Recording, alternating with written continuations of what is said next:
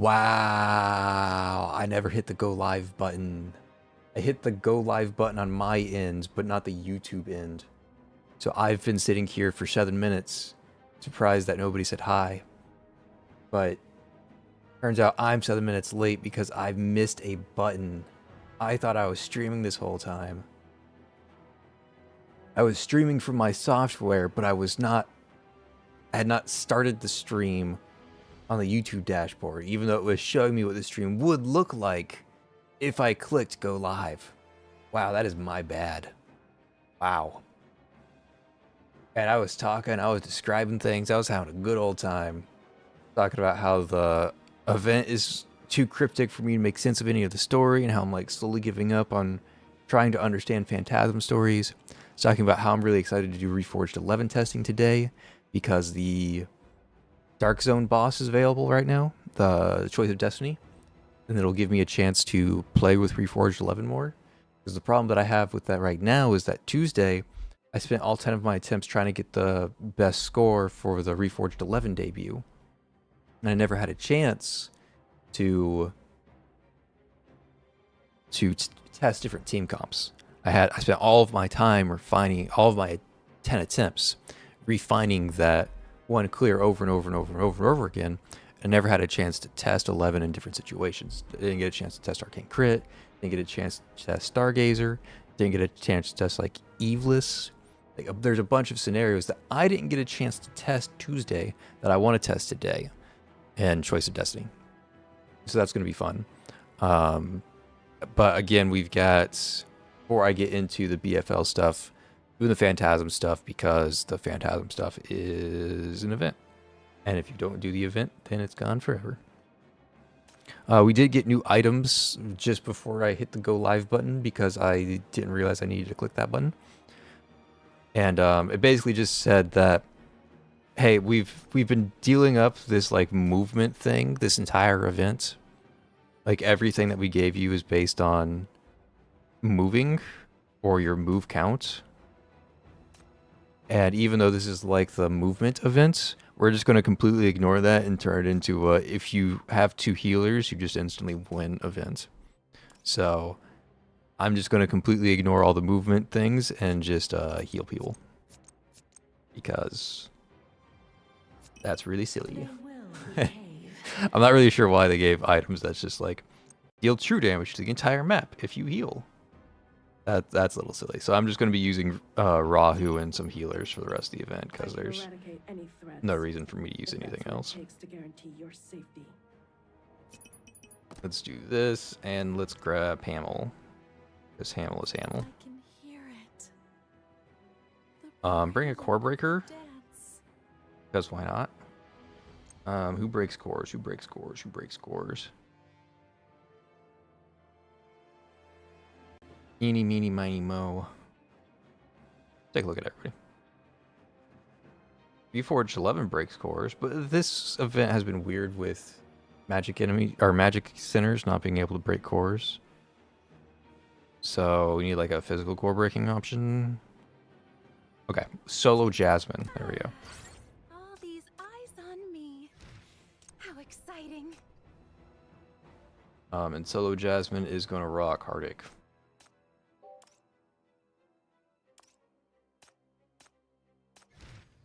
Rahu, yeah, it's good enough. Yeah, it's good enough. Yeah, it's good enough. Okay, good enough.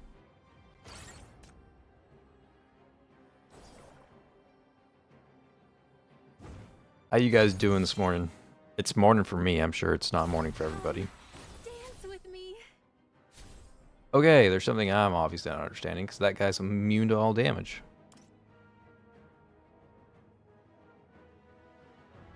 Centers located within the starting area are unable to do damage to enemies on the field. Nice.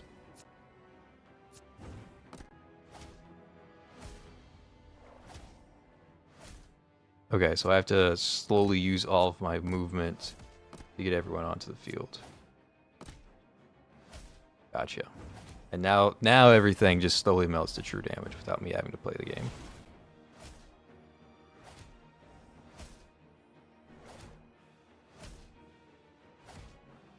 This guy's kind of annoying, ain't he? He's just standing still. I mean, it's not like it matters. The game's gonna play itself with the true damage healing items.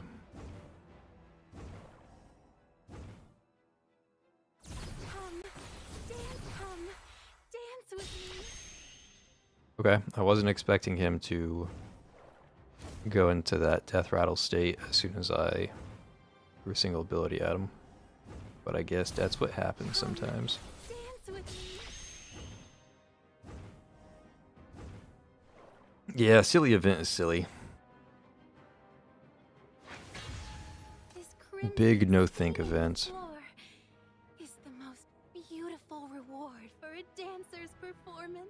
I'm so confused as to these items that they released on Phase 3.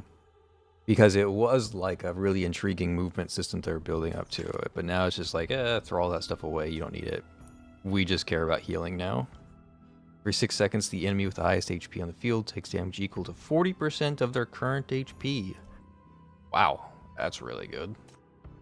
Sinner's HP increases by 80%, and they recover 3% of their max HP per second. Wow. That's really good. Okay. Well, don't even need to bring a healer anymore. Just bring 6 Enduras and watch them out-heal the world. What is this event? My skirt will get dirty in this kind of place. Does it? Phase 3 is hard? What's the level on these things? Yeah, I guess the level is getting a little high. You're a newer returning player. I can see it. I'll start a fire here. But I mean, you're just so weak to Enduras. Just like literally doing nothing. Just taking the healing items and going crazy.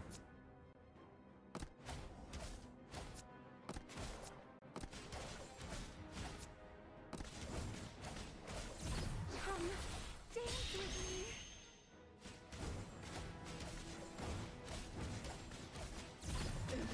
I mean, I don't have all 4 items yet, but all of these healing items are like synergizing with one another. So I can only imagine what this looks like when you have all 4 healing items and not just 2 of them.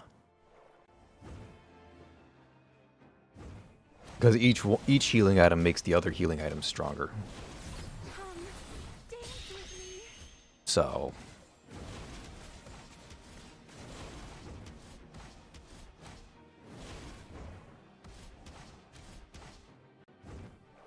oh, also, since that item increases your max HP, options like more in vanilla that are already like really good, if you have them leveled at all, then they do 80% more damage. Because for those 2 characters and McQueen, 80% more health is 80% more damage, and they get like the true damage healing and everything else on top of that. So it's gonna go pretty crazy. Just ignore the movement stuff and just go full healing. Full heal, full tank. Just put the game on triple speed and you'll eventually win. The revelry is over. Rest in peace. I will take you home. I don't think the game is counting the true damage to... I don't think it's attributing it to any of my sinners. Because most of the damage I'm dealing is the true damage from the item. This first aid syringe. Like, this is most of my damage. Oh. This is most of my damage, this first aid syringe. But the damage recap is not showing any of my healers as doing any damage. So, I don't think it's counting their thing all that well. I think it's calculating that in a weird way. Like, Shin did do some damage, so it's attributing some of the damage to her.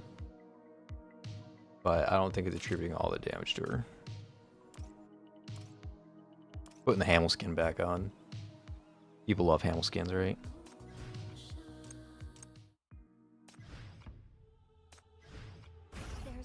be a better candidate than me. The Christmas tree one is actually my favorite Hamel skin. I know that's kind of blasphemous with her 4-star skin being available, but I don't know, it just didn't catch my eye personally. I think that's what people wanted from the Hamel skin, like the serene grace kind of vibe, but it felt a little boring and uninspired to me, but I can see why people really liked it all the same. Dance with me.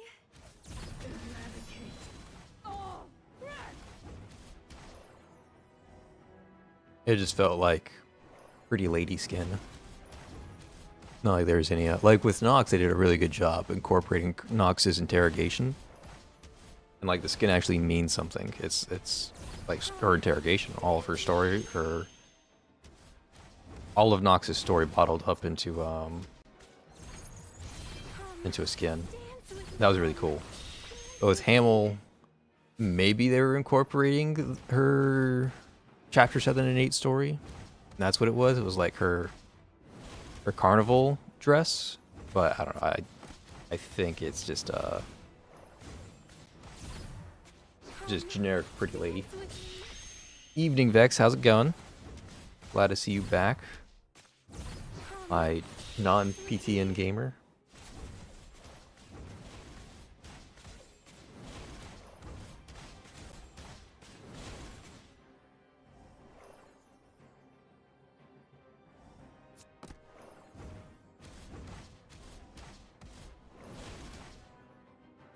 Yeah, these items are just crazy. What makes healing items like this so absurd is that not only are they doing true damage, so like you're going to clear the stage easy peasy, but they're also like sources of healing. So not only are you doing all the damage, you're also staying alive. So you're doing everything with one item. It's kind of crazy. Before words were created, the world had already written its footnotes. The ripples of water, the orbits of stars, all unpronounced symbols. We learn from the unknown, examining things ancient yet new, yet analyzed with truth, transforming them into legible inscriptions. See, I don't even know who or what this is referring to. Before words were created, the world had already written its footnotes. The ripples of water, the orbits of stars, all unpronounced symbols. So are ripples of water referring to Pilgia? Are the orbits of stars referring to Rhea? Or is this just like something completely different? We learn from the unknown, examining things ancient yet new. We analyze the truth, transforming them into legible inscriptions. So the unknown, examining things ancient yet new. That be like Mania? Are we talking about the perishing star? Is the vanishing star analyzing truth and transforming them into legible inscriptions? And if so, what are the legible inscriptions that they're using? I can't make sense of this cryptic story. When sinners use their ultimate, they gain 1 move limits. Each sinner can trigger this effect up to once every 3 seconds. Yeah, see, why would you ever use this when you have, like, true damage when you heal? It doesn't make any sense. Attack of the most recently moved sinner on the field increases by 40%. Who cares about their attack when you can just heal people? It's, like, they could have a really intriguing, like, movement-based system, because every other item they have this event talks about movement. Like, this is movement, this is movement, this is movement. But then they're just like, yeah, you know what? If you want to ignore the movement stuff and you just want to like clear the stage by standing still and healing, like go ahead and clear the stage by standing still and healing. The battered soul is singing Hey Raven, good morning. in the way for Good afternoon, good evening, wherever you are. It's morning for me. It's like real early for me.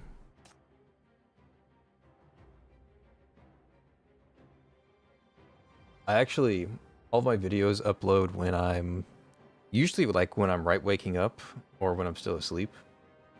But YouTube is kind enough to tell me that 7 a.m. my time is like when my audience starts to wake up. YouTube is like, your audience is on YouTube at these hours, and it starts at 7 a.m. my time. So that's when I schedule all my videos to upload.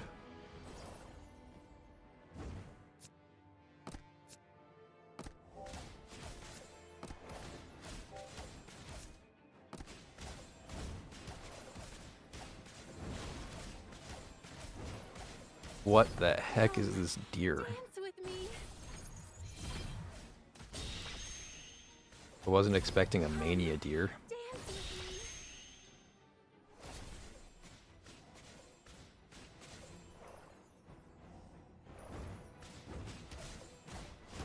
Oh no, they're escaping.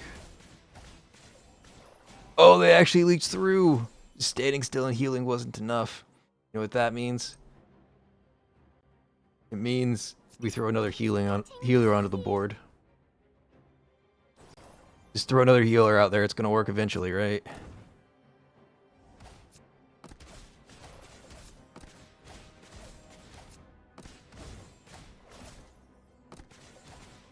I should put Rahu in the middle so that her blades can hit everything. Come, dance with me. Come, dance with me.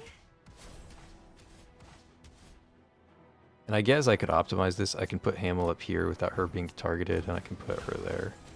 Now everybody's healing everybody. Yeah, look at the difference between putting Letta on the field. This is so much more true damage going out because of all the healing. Dance with me.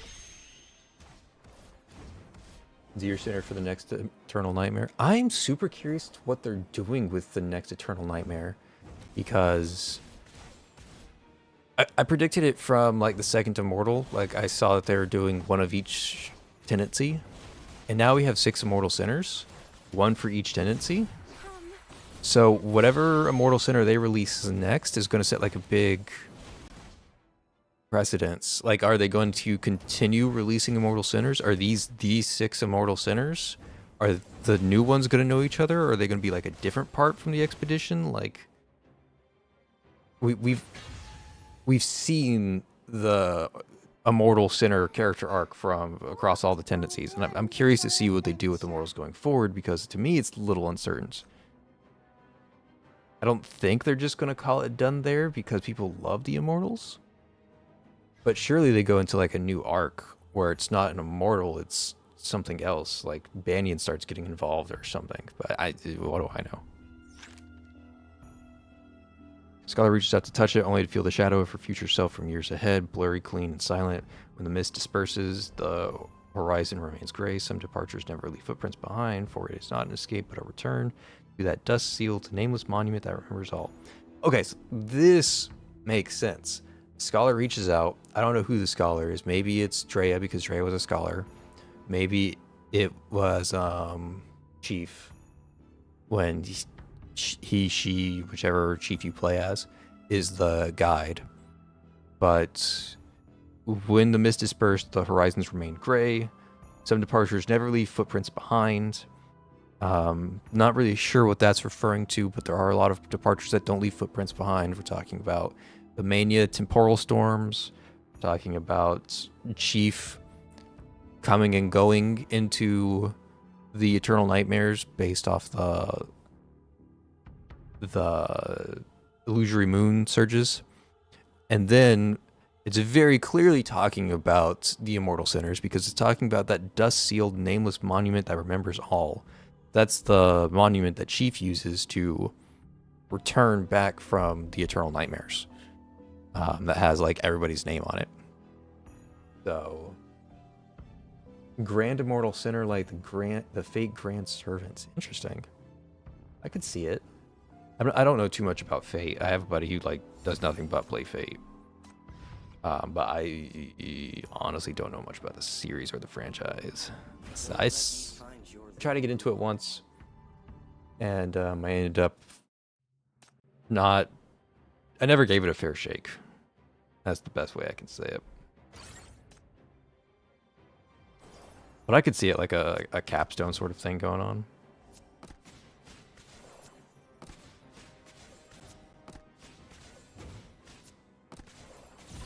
come, dance with me.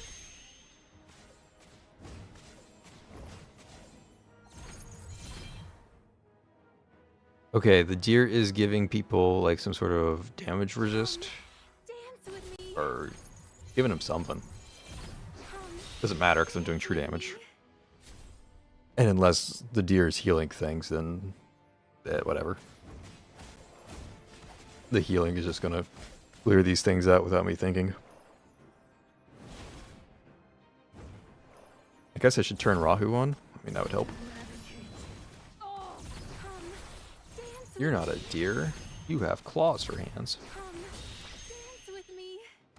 Oh, you're the guy who was, like, standing still at the entrance and, like, shooting me from afar a few stages ago. You're like an artillery sniper or something like that. And these guys up here, they're just tanky until their core broken. Which isn't a problem for this team because, again, we don't care about it. We're just doing true damage. Dance with me.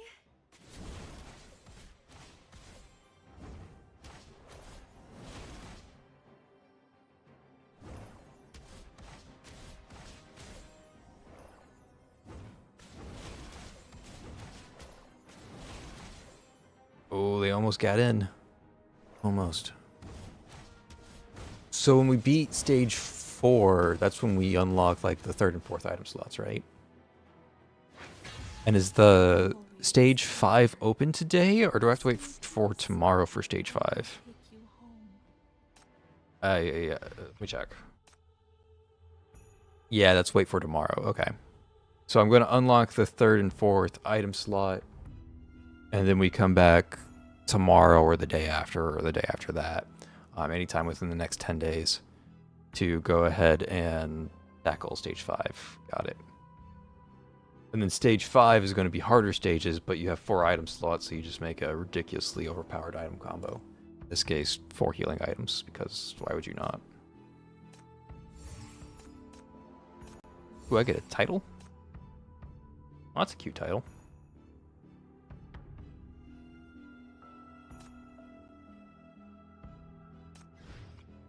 Do you have a project you'd like me to evaluate? Level 75, wow. Consider thoroughly vetted. This got high level real fast. Let's go ahead and be...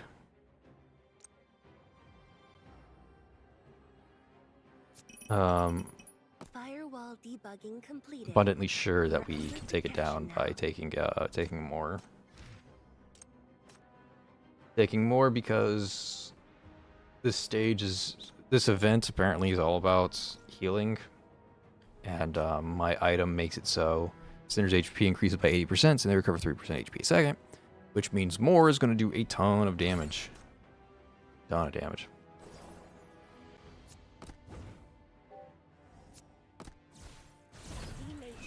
Activate.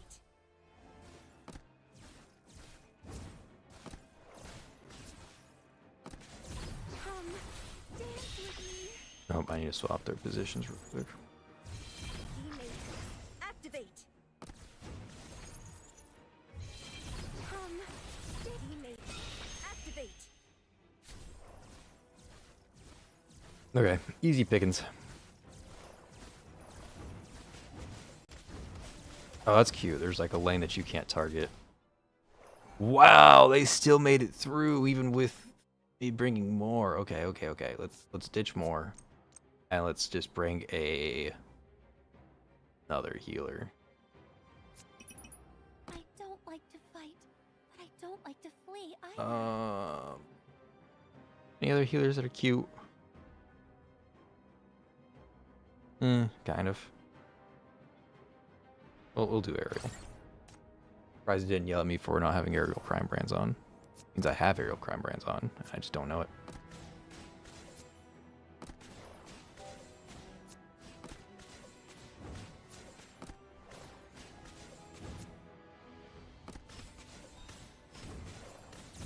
Come, dance with me. Come, I'd use more, because more is actually like super ridiculously good. The only issue there is I don't have her it's my resolution. invested in very much. Wow, that aerial ult was insane damage. That was the wave that made it to my chief last time. One aerial ult to just clear the entire map. I don't have my more invested in like at all. She's ECP 1. And the reason why I have more so low on my tier list is because she does like require that ECB 3 to like be effective. ECB 1, she's only half effective, so it's a really big deal that I've been ignoring because I'm just not that big of a Moore fan. Also, at level 70, more shields can be broken pretty easily. And if the more shields break, then you don't have access to any of her kit. So, like, more can be stat checks. If the boss hits too hard, then you can't keep those shields up. Then you don't have any core breaks because you need the shields to be up to have the core breaks. And you don't have any... you don't have access to the rectangle matrices buffing your damage. Because to activate the matrices, you need the shields to be active. So, at a low level, more needs to use more energy just to keep the shields alive.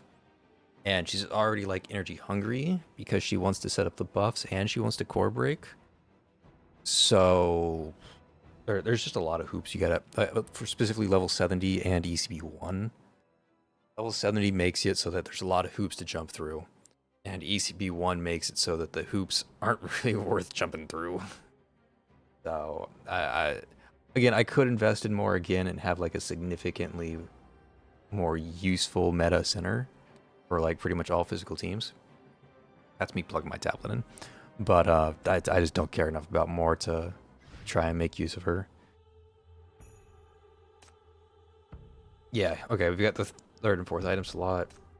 More healing. And...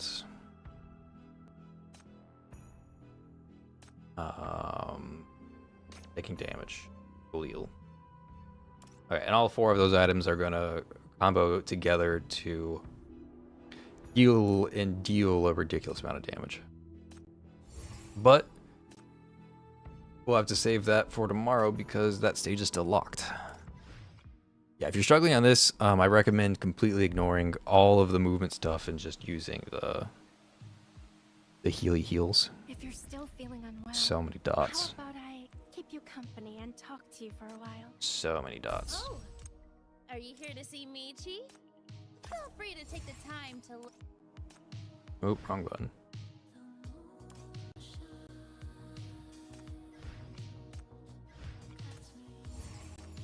Understood. You guys get to come along with I me shall for my attend to dailies. it right-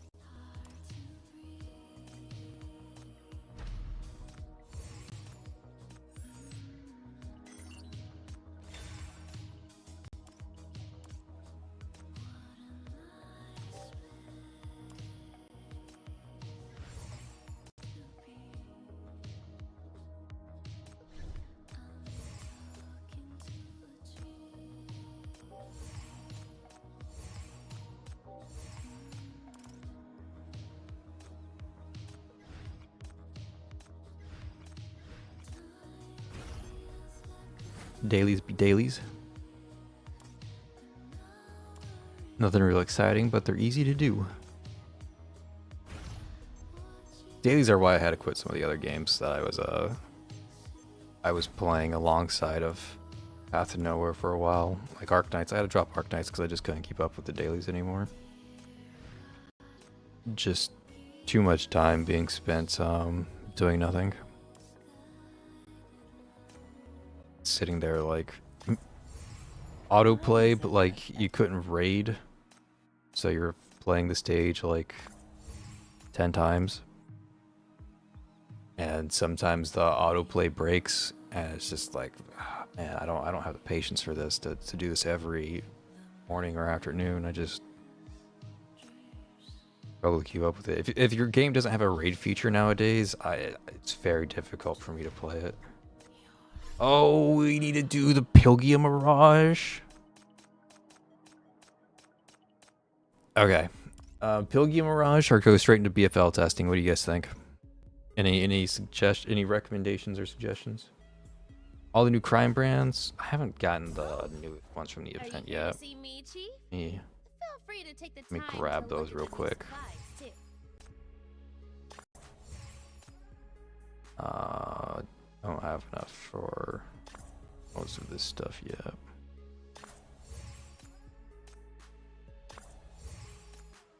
Do I have 554s? Yeah. Okay, that's that, but I need the Phantasm stage by the new crime brands.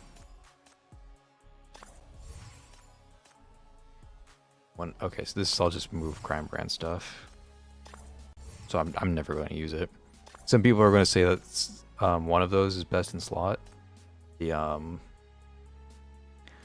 oh, what's it called? The newest one. Find it.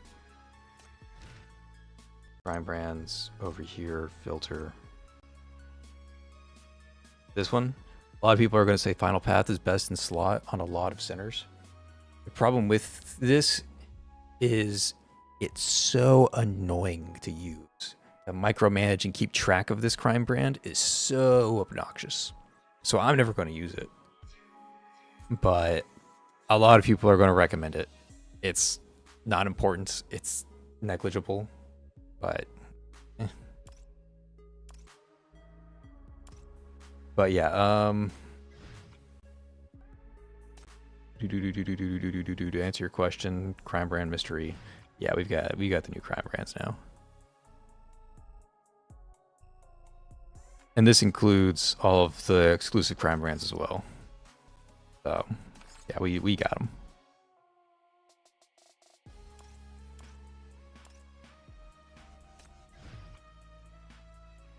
Okay, DFL testing.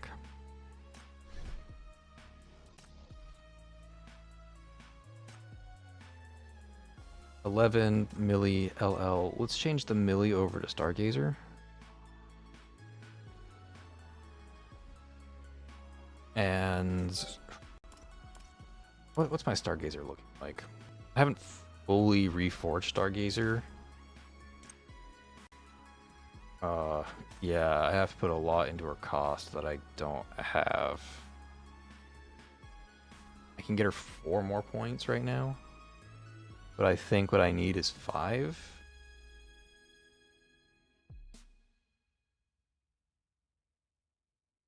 Yeah, I need 5.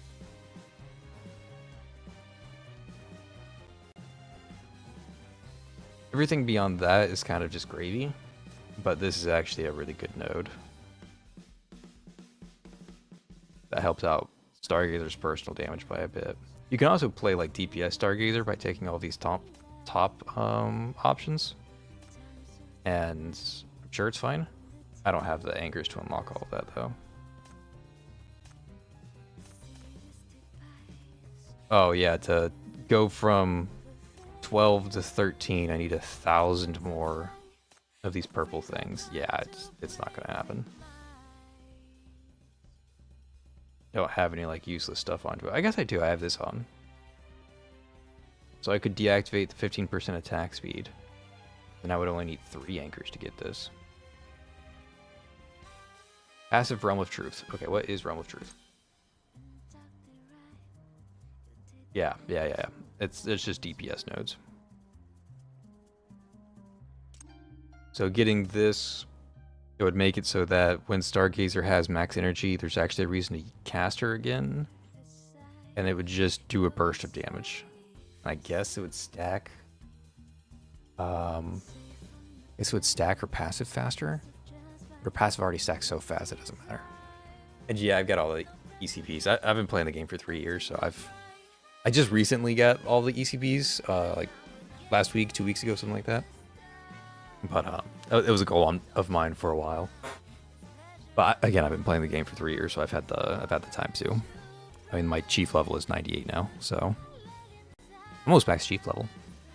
Almost. We'll get there soon. Give me another month.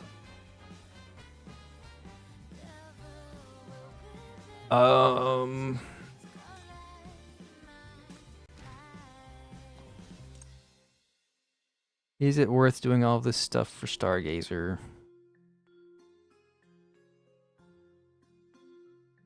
I think it would be nice to have a burst of damage. Removes that victory star and summons a new one.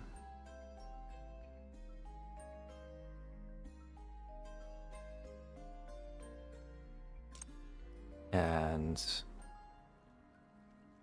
when it disappears, it does that amount of damage. Then you just summon a new one. This is like not really enough damage to matter. It's not worth it. It's not worth it. I'm not gonna go out of my way for it. She's good enough. Alright, let's go ahead and broke our alignment again. Okay, we've got 11, we got Stargazer. Do I want to play around with LL? I think I want to play around with Infer real quick. See how good Infer 11 is nowadays in modern day. Okay, so we already cleared this stage at 273k. We're just messing around to test 11, test her team comps, see if she like requires the summon team, or if she has like a plethora of options. We'll get more in several days. Yeah. Yeah, but I'll have them. And I've got, if anything pops up, I've got the resources to grab it. I am at a big reserve of resources right now. The only thing I don't have are A rank spell marks. So I'll be able to grab anything that pops up. Okay, and my buffs, I had Stargazer, yeah. Definitely testing Stargazer today. Oh, those who are lost. Get in line if you want to have your fortune. Okay, read. and then I just bring... Let's see if we can 4-man the stage. They will behave. Just these 4. And see how it goes. I imagine I'm going to run into core breaking issues. Actually, Infer gets 2 cast with this. Oh, also, because it's BFL,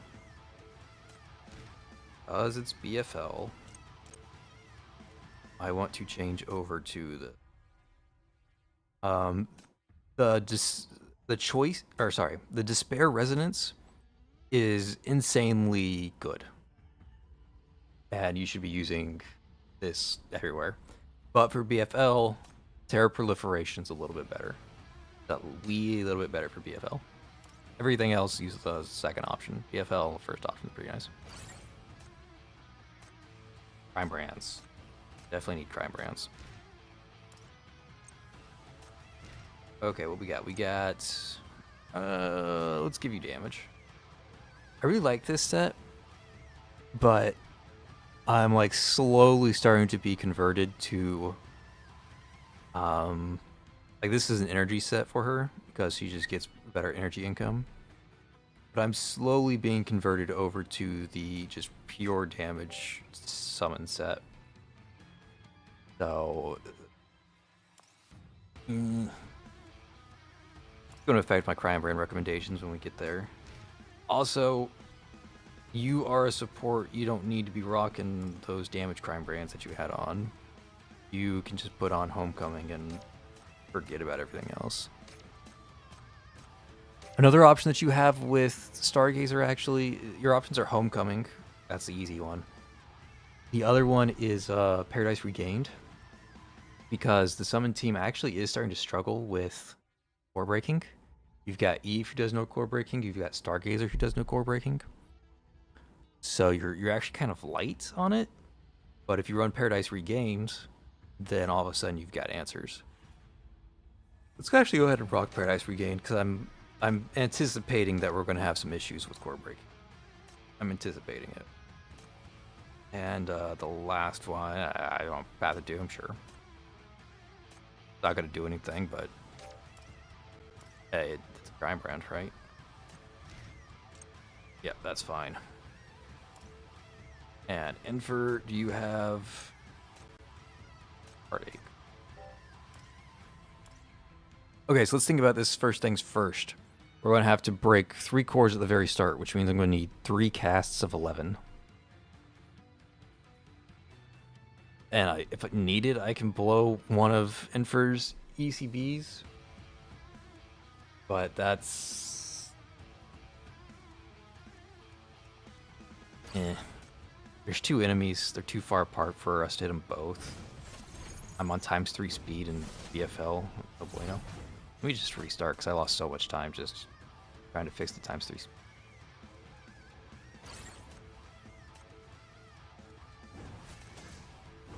Okay, so we cast in the corner.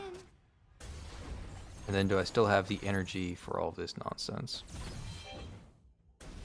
Cast once. Cast twice. Cast three. Oh yeah. BFL buff 11 is insane. Okay, and then we can get our Stargazer orbs out. They're taking way too much.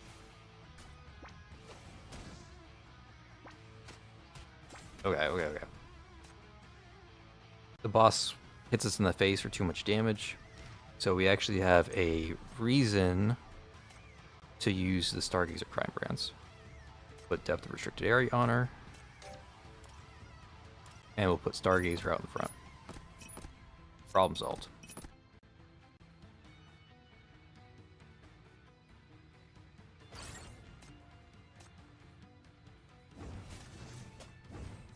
Okay, get that hand out. Get the 2 orbs out. Energy. 1,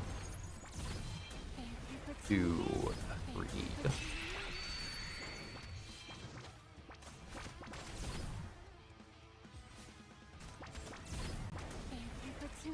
And then I guess I use a 4th. Oh, I see. I didn't need to. Okay, I can place my stuff a little bit better.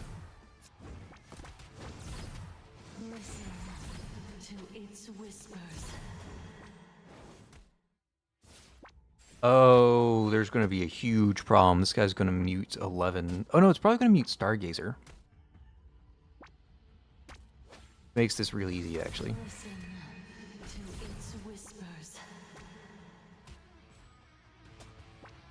Come on, buddy old pal, reveal them cores.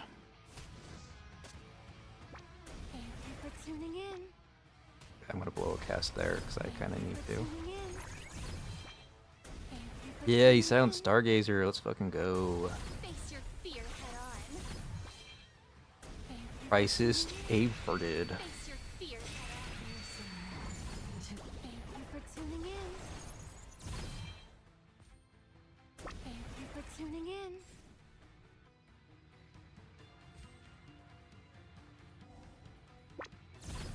I will read your mind and everything else. I will see through your Oh, soul. I cast that too fast. The new orb wasn't being affected by the ECP. That's interesting. Thank you for tuning in. There's like a delay cast there.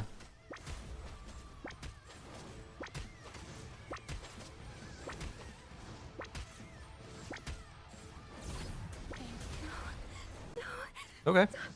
I'm surprised that the boss was able to survive that much, honestly. I thought these 4 would kind of just slaughter him from there. So it's looking like, yes, you do need the supports for Reforged 11 to function. Face your fear head on. That's what my initial impression is. Thank you for tuning in. Okay, and I have the smarter placement. No, I can't do that. I mean, I have to, but I also can't. Thank you for tuning in.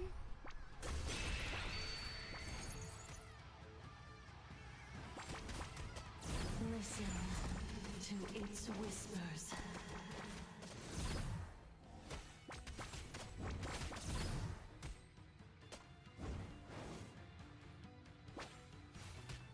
Thank you for tuning in. Thank you for tuning in. Listen. Thank you for tuning in. Thank you for tuning in. Face your fear head on. Face your fear head on. Face your fear head on. Thank you for tuning in. Listen to its whispers. Thank you for tuning in. Thank you for tuning in. Thank you for tuning in. I will read your mind and everything else. I will read your mind. Thank you for tuning in. I also need to put her here for the interfere procs. Tuning in. Thank you for tuning in. Thank you for tuning in. Thank you for tuning in. Long last, Okay. my soul is I mean, that's not a bad clear.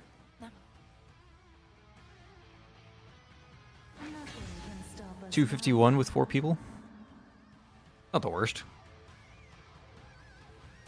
I honestly thought it would be a lot better.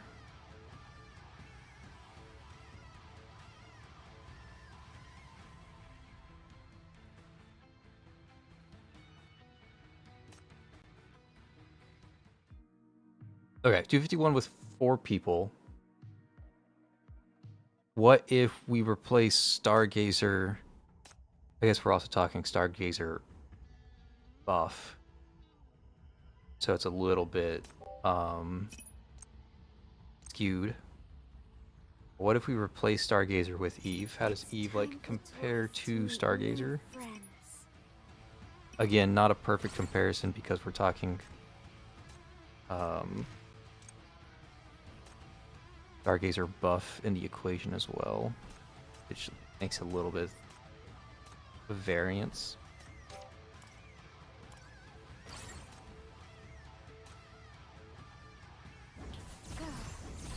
Did I just activate my ECB? I think I did.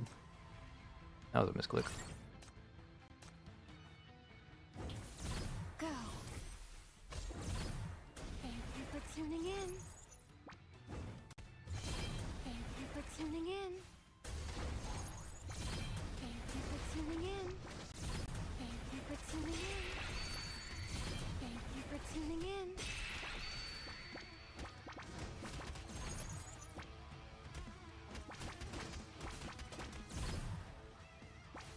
Oh, I didn't see the lightning bolt. I'm actually gonna stop.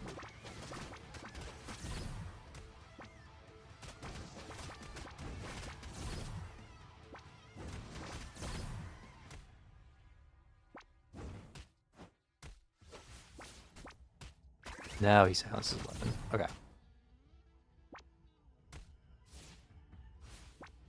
Yeah, there's no way I can get 311 casts off fast enough to beat the silence.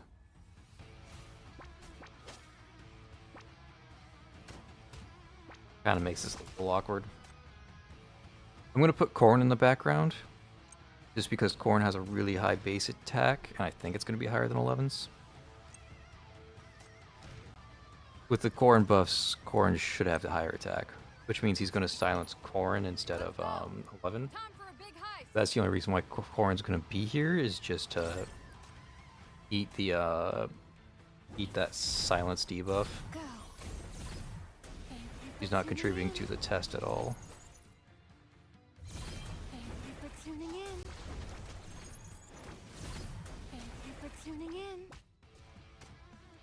Oh, that's awkward. Guy in the corner is actually walking. I have no idea why.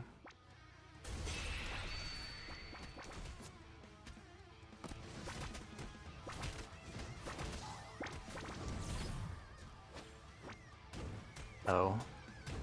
We're dying to the lightning.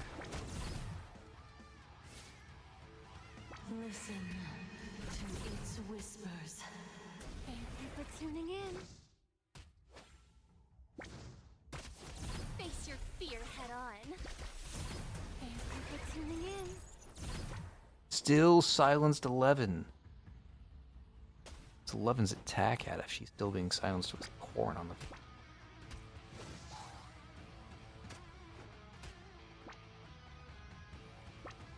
That's crazy.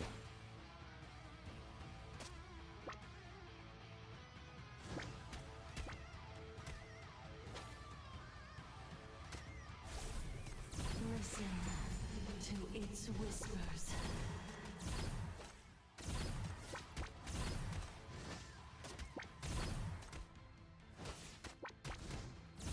Listen to its whispers. That silence lasts forever. Thank you for tuning in. I don't have him for buff or anything else online anymore. Wow. Okay.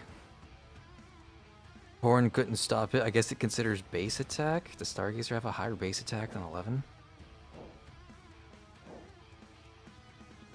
839 versus 836. Yeah, it's talking about base attack. Crazy.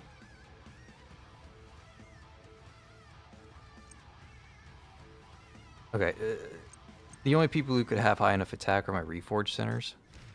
And out of them all, Stargazer has the highest attack, which means that it's always going to be Stargazer who eats the silence. So if I want to avoid the silence, I have to bring Stargazer. But if I bring Stargazer, then she's passive buffing summons, and I'm not getting a fair test with Eve. So I think instead what I'm going to do, I'm still going to bring Eve, but I'm just going to see how effective Eve and Stargazer are, as opposed to just Stargazer.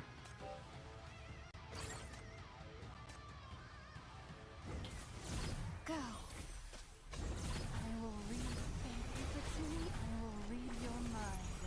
It's just too hard to get a comparison of Eve versus Stargazer with that silence coming into play. Thank you for tuning in. Thank you for tuning in. Listen to its Lightning bolt. whispers.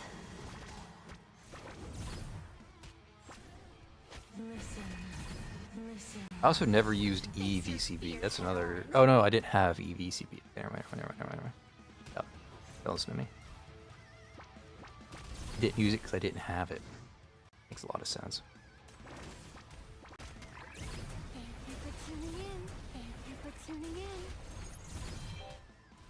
Thank you for tuning in. Face your fear head on. Thank you for tuning in. Go.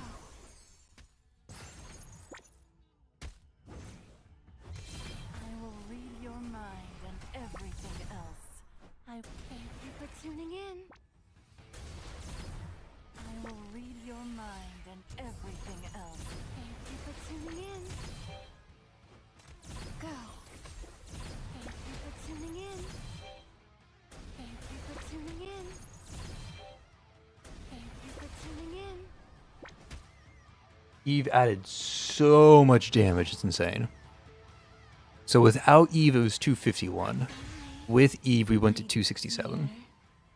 So yes, Eve is always recommended. There's a lot of talk about Stargazer can replace Eve.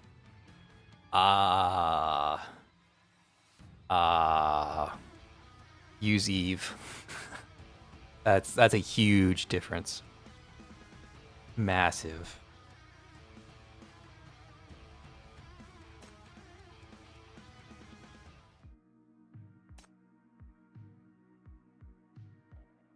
Here, we'll do it again without Eve and just take a look at, again, 267 down to whatever the score is.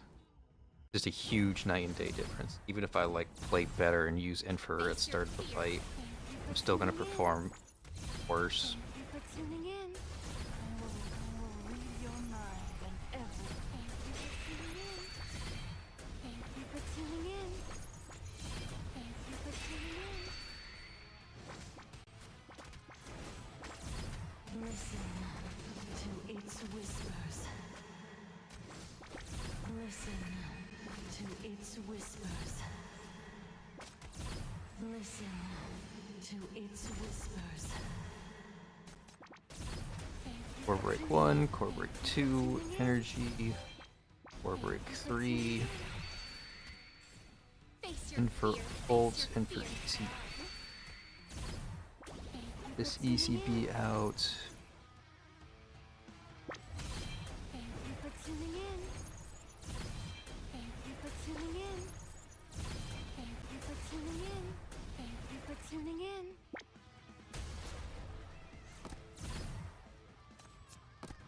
I will read your mind and everything else. I will see through your soul. Thank you for tuning in. Yeah, night and day difference. Eve and not Eve. They're not even close to being the same. Try that one more time. I will read your mind. Face your Thank you for tuning in. Thank you for tuning in. Thank you for tuning in. Thank you for tuning in. Listen to its whispers.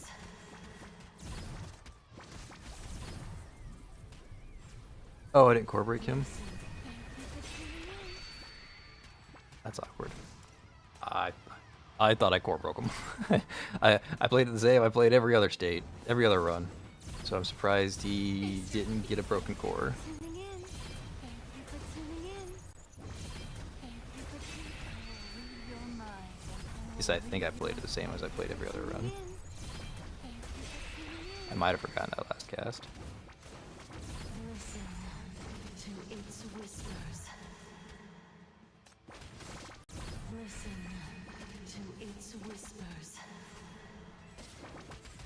Listen to its whispers. 1, 2, energy, 3.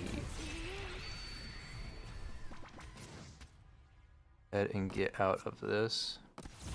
Face your fear head on. Face That, your fear use head on. that, for tuning that, energy. for tuning in. How did I misplace?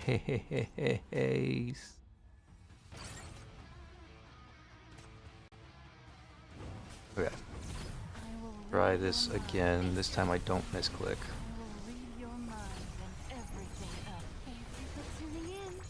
Thank you for tuning in. Thank you for tuning in. Thank you for tuning in. Okay, and we've already seen a dozen times that we're just waiting for 213. Whispers. That 213, we start clicking buttons again. Listen to its whispers.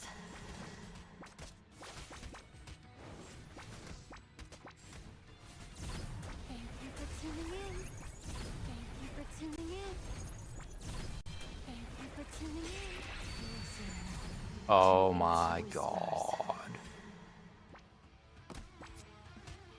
Face your fear head on. Listen to its whispers. Thank you for tuning in. My ECB hands are weaker now Thank you for as I tuning let in. Thank you Finn for tuning in. bolt Thank drop. you for tuning in. Thank you for tuning in. Thank you for tuning in.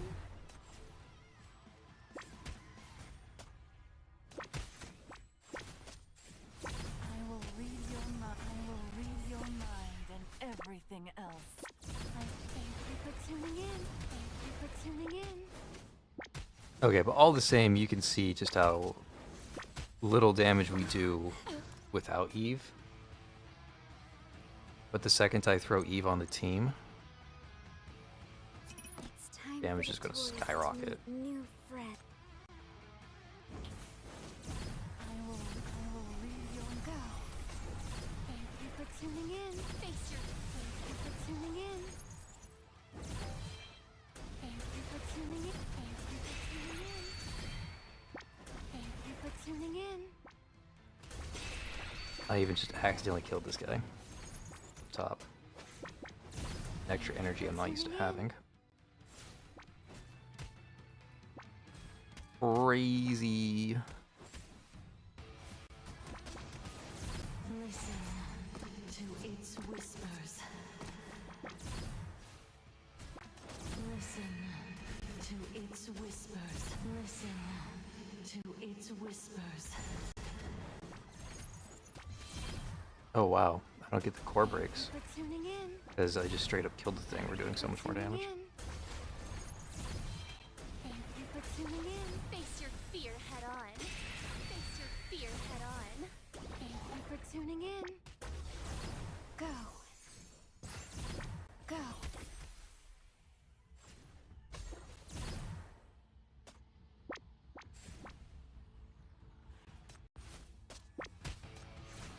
Crazy how much more damage that is. Crazy.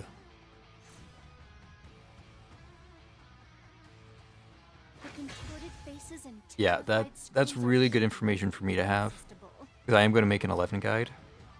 And doing this testing shows very, very clearly, so you guys know now, just how important Eve is. Like, going from struggling to... The boss just explodes, and my score is limited only by the core break phase. If the core break phase was 10 seconds sooner, the score would be 13-second clear instead of 23-second clear. But the only thing that's preventing the score from going higher when you include Eve is the core break phase. It's crazy how much value Eve is giving. It's a really good thing to know and see in testing. Who else do we want to use? Arcane Crit. I want to try Arcane Crit. Let's switch gears and do Arcane Crit instead. We'll use Millie instead of Stargazer. Actually, no, I don't need to use Millie. I can still use Stargazer and Arcane Crit. What am I doing? And then Infer LL. I think Infer works better. So yeah, we'll do Arcane Crit, put Ying Ying on the board. My software is starting to stutter a bit. If I had known. Here, let me leave this stage real quick. And just sit on this screen, give my software a second to catch up. It doesn't like it when I make a lot of animations on the screen really fast. Such a good song.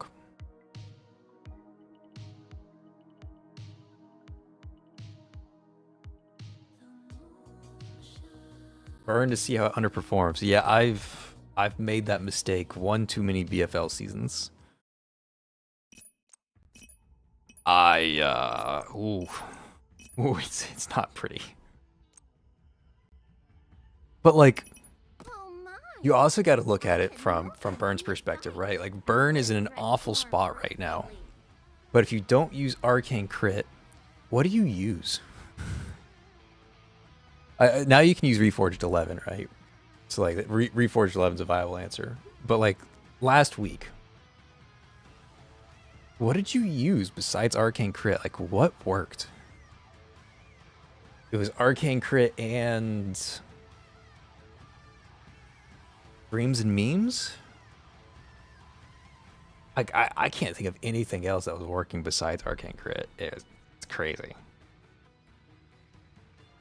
Okay, I need to put 11 further back because Stargazer has the tanky crime brand on, so she's going to be absorbing all the blows. Get in line if you want to have your fortune read. And then I'm obviously going to need Jelena. Rest assured. Put Jelena there, move Ying Ying out of the way. And I guess I can put Yugo off to the side. Because again, Unveil this tale before you. Stargazer is going to be doing all the tanky. Now this means I don't have Shen, which makes it a little bit more annoying when it comes to the RNG ring, so I'm going to have to play better.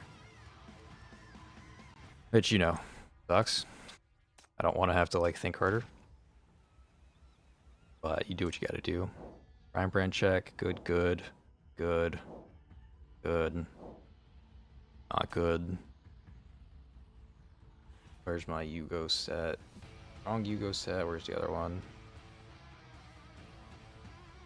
Is that the wrong Yugo set? No, this is the right one. This is the right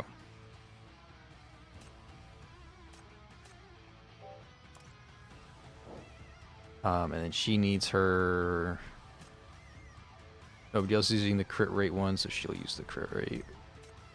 Throne Tower. Okay, I've got 1, 2, 3 Arcanas, and then the Arcane Crit batteries, and the 1 support choice. When I get Yao's buff, I can clear just fine, but without it, it's possible, but really tight. You've managed to get Burn working. Do you have like high level centers? Or you're like level 90, like well invested? Because I have not been able to make Burn work. I haven't tried it this season, but previous seasons, I have not been able to get Burn work. That's super unfortunate. The boss is still hitting Yugo from there. Okay. I need to restart because I lost precious time at the start there.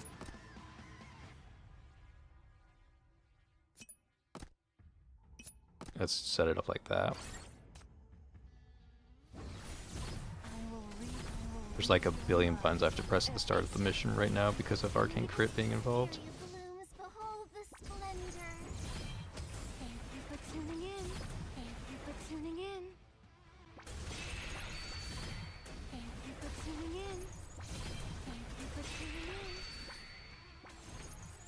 Okay, and now we sit back and wait for the core. No, we have to go look out for the rings because we're actually vulnerable to rings right now.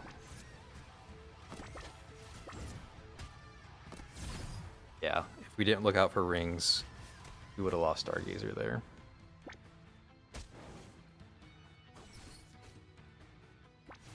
What am I going to do with all of this excess 11 energy?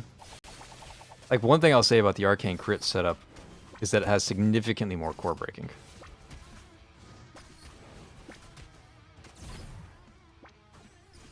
Because we just do Bada Bang, Stargazer. Character cannot be. Okay. Do that, then move Stargazer. Listen, listen. Thank you for tuning in. We've got all this excess energy to play with. I will read your mind and everything else. Thank you for tuning in. I'm just really slow to the draw on this, so my score is not going to be as high. What I'm mainly interested in is, does this actually kill him in the core break phase? Thank you for tuning in. Thank you for tuning in. I can place a hand on top of Chief. Okay, that's good information to know. I did not know that. Okay, so Arcane Crit is just like comparatively really weak, or RNG based one. S1 Yao, S1 Hestia, S1 SL, S3 Shen, S3 Cab. Yao needs to eat 4 sinners to kill the boss. Oh god, that sounds miserable. That sounds miserable. Holy shit. Hey, but good on you for knowing who to S3. Them supports are juicy. Read your mind and everything. I will read. Wisteria blooms, behold the Still, it sounds miserable. fear head on. Thank you for tuning in. Thank you for tuning in. Thank you for tuning in. Having like all of that power and still needing 4 eats, just yee. And that's with the Yao buff? Or is it 4 eats without the Yao buff?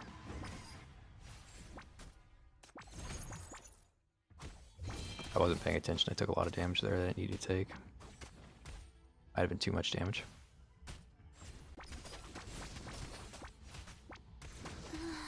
Yeah, it was too much damage. The fate. Wasn't paying attention to the rings. Let's say I did not choose S3 Cab. That's fair. Yeah, I've got a few sinners that I didn't want high shackles. Because like it makes me look like I'm a huge fan of that character, or kind of like makes it more difficult to make guides for them, because it's just like I have ridiculously high shackles and it's hard to do like fair testing with them.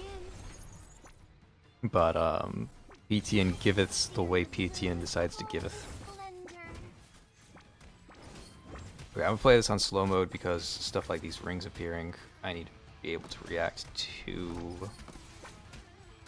I think I still took too much damage. It keeps going on Ying Ying. He's already being targeted by an elite. Yeah. Even with me paying attention on slow mode, it was too much damage. Crazy. Thank you for tuning in. Thank you for tuning in. I will read. Wisteria blooms. Thank you for tuning in. Thank you for tuning in. Thank you for tuning in. Thank you for tuning in. Like, one thing that I have to really keep in mind when I'm doing the 11 video, again, it puts the ring on Ying Ying every single run. This is why I hate not bringing Shin in this fight, because the ring RNG just drives me insane. Okay, one thing I have to keep in mind when I do the 11 video is that my 11 is S4. So most 11s can't start by like blowing all of their energy like this. I start with 15 more energy than everybody else does. Also, the S3 is huge for longer fights.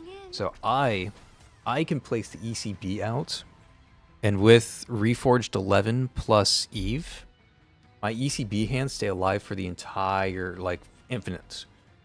For like 5-10 minutes straight, the ECB hands will stay on the field. Regular 11s can't do that. I need to be very aware of that when I make the guide. But there are some sinners it's very difficult to be aware of all the things that they're doing. I'm so far behind on this run. Didn't cast Yinging, I didn't cast I will see through your Stargazer. soul. I'm just all over the place. But hey, at least Yinging survives this time. I won the RNG on the rings. Also didn't core break this guy for some reason.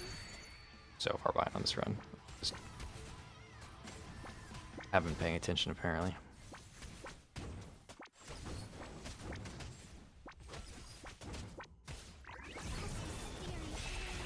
Face your fear head Listen, listen. I will read your mind and everything on. else. Face your fear. Thank you for tuning in. Thank you for tuning in. Thank you for tuning in. Thank you for tuning in. Thank you for tuning in.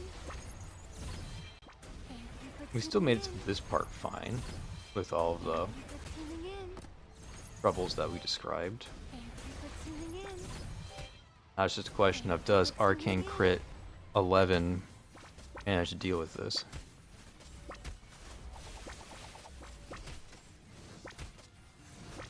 The answer is kind of.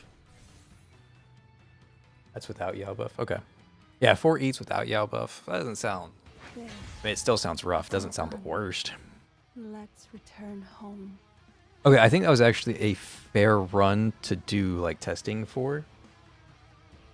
So 11 like theoretically works in Arcane crit. And it turns out like yes, she does work in Arcane crit.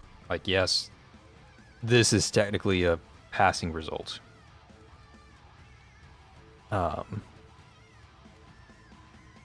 But boy oh e wee does 11 really enjoy having Eve around. That's what I'm learning. Let's do it one more time with Arcane crit. And then let's go back to just 5-man with Eve. And see the difference. As hysteria blooms, behold the face your. I will read your mind and everything. Thank you for tuning in. Thank you for tuning in. Thank you for tuning in. Thank you for tuning in. No, get over here, you stupid. I think Yinging dies now because my move got cancelled.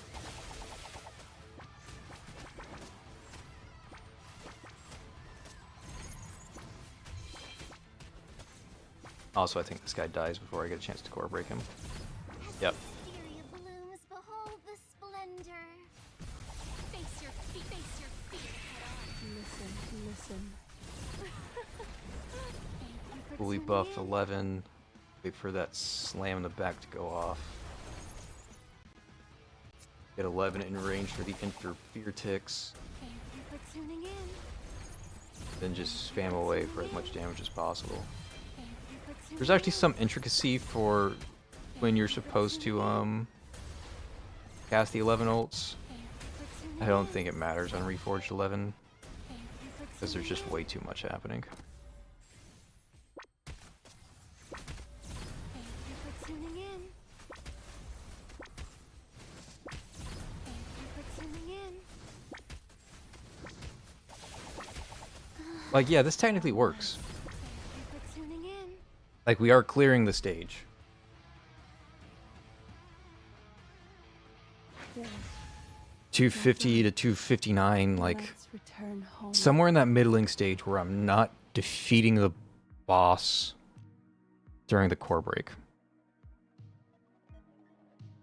But if I just drop the arcane crit pieces and I just put Eve on the board, like I dropped 3 centers and I put Eve on the board, Time for the I toys think I'm to going to have a new better score now. friends.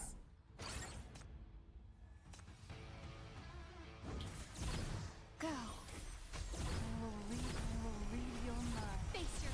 Thank you for tuning in. Thank you for tuning in. Thank you for tuning in. Thank you for tuning in.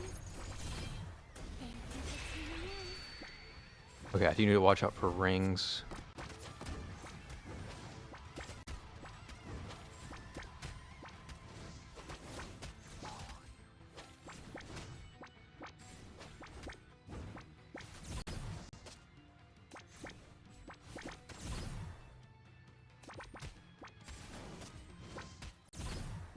And there's the cores. For tuning in. Smack that. For tuning Smack in. that. Face your fear head on.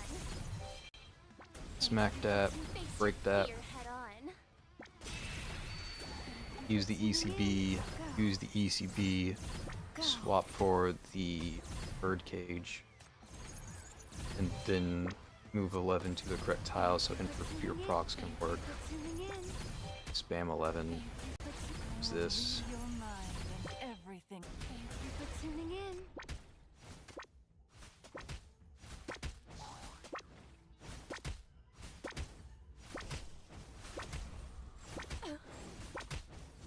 Such a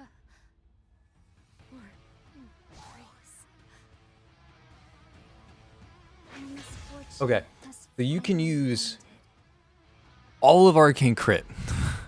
You can have Ying Ying, Yugo, and Jelena. And it will match how strong Eve is. Eve is equal to 3 other centers in this team comp. Like, if your choices are between Arcane Crits, the entire team, and Eve, you go with Eve. That's what I've learned from testing. Like, yeah, 11 can work in Arcane Crit. It can. But I don't recommend it, because Eve is just insane. I wasn't expecting that. I thought it would be closer. I thought it would be like an even race. It's not an even race. That is just hands down use Eve.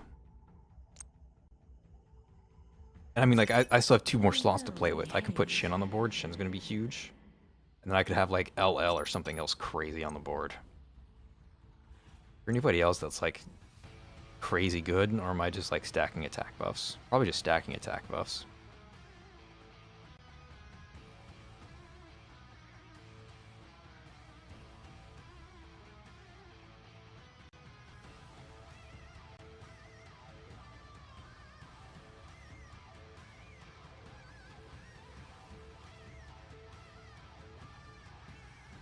Is it stupid? Let me think. Let me think. Is what I'm thinking stupid?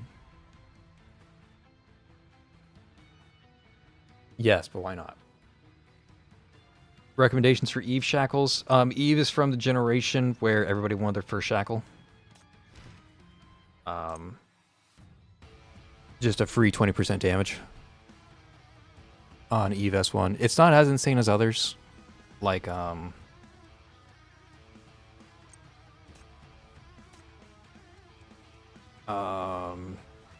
okay, so it's not as you guys have seen the Pilgia video. It's not as insane as Pilgia, which is literally like double damage. So I mean, it's not that crazy.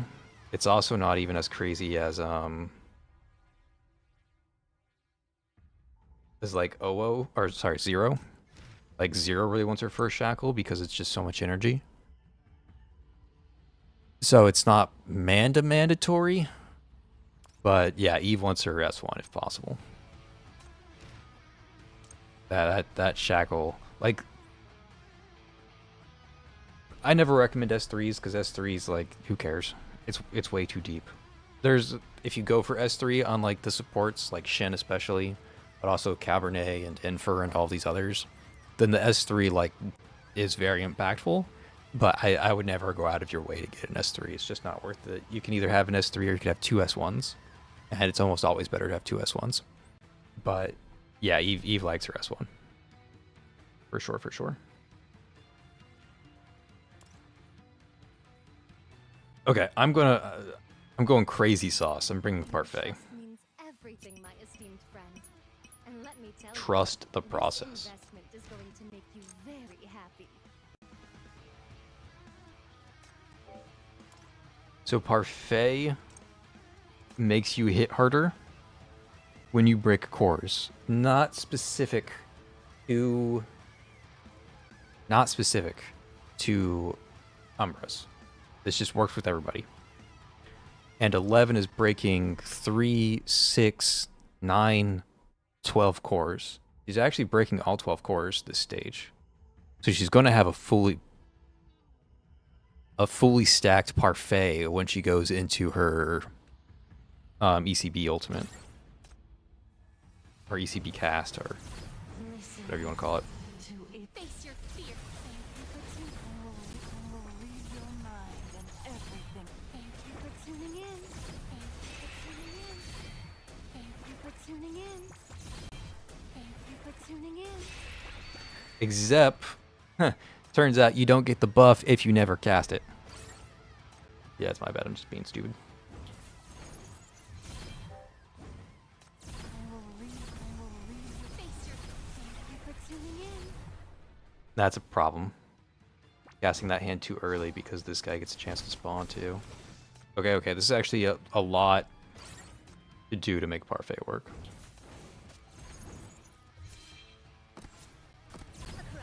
Face your fear. Thank you for tuning in. Thank you for tuning in. No. Orb. read your mind. Thank you for tuning in. This. Thank you for That. tuning in. Thank you This. for tuning in. Activate Fats. I never put the bear down. I guess we're just gonna do that later.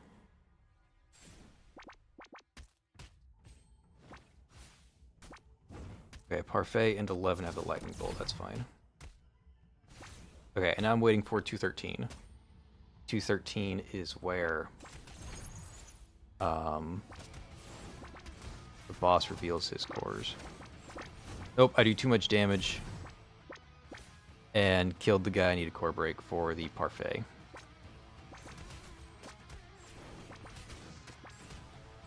Listen to its Thank you for tuning in. When you do too much damage and it hurts Face your fear. Face your your bottom line.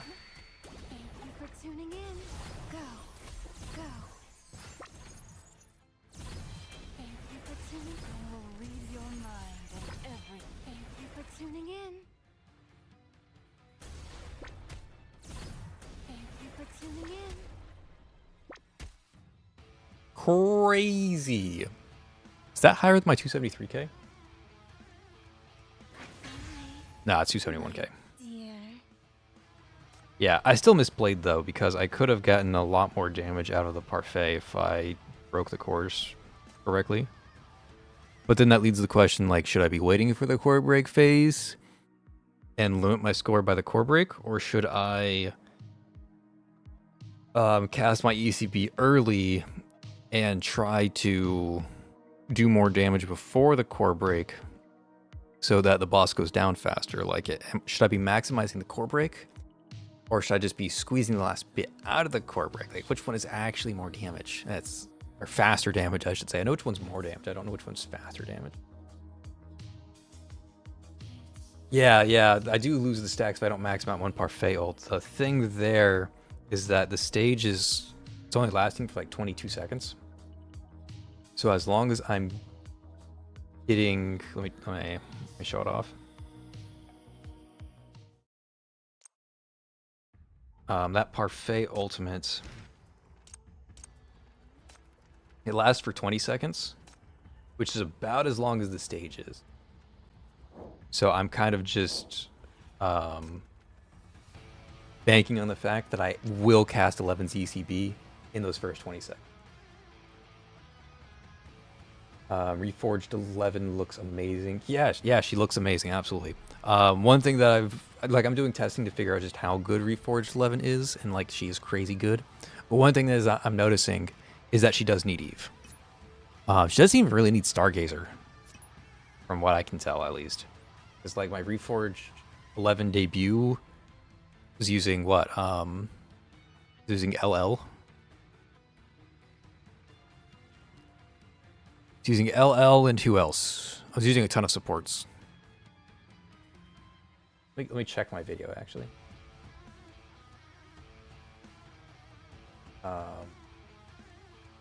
Who did I use in the Reforged 11 debut?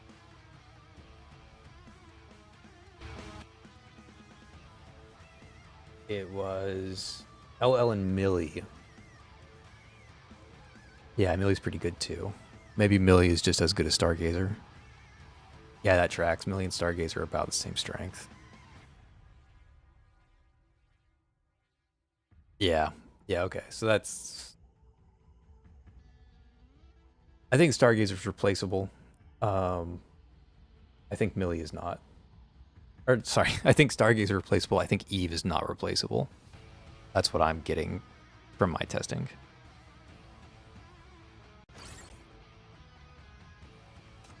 Okay, let's start the crazy mold process that I've been going through. Your mind and everything else. Across the board, face your fear. Thank you for tuning in. I will read. Thank you for tuning in.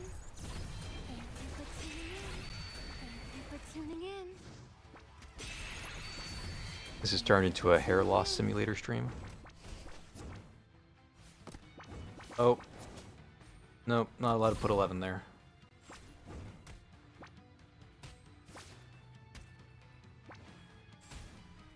Okay, I want this guy to live. Like this 3-core enemy, I actually want him to live. I don't think I'm going to allow him to live though. I think he's just going to die. Yeah, way too much damage. Which means Parfait is useless. Because I'm not getting those 3 cores. Listen. Not useless, but Whispers. could definitely be better. I hate this boss because it hides the sprites. Like, I don't know. I only picked up one of my sprites. I see it there. Just hiding under the dress. Face your fear. Thank you for tuning in. Thank you for tuning in. Thank you for tuning in. Face your fear head on. Thank you for tuning in. Okay, and I still got the 11 cast off before Parfait ult wore off. I'm still under the effects of Parfait ults. It's just not anywhere close to being max stacked. To its whispers. Thank you for tuning in. I will read your mind. Thank you for tuning in. Thank you for tuning in.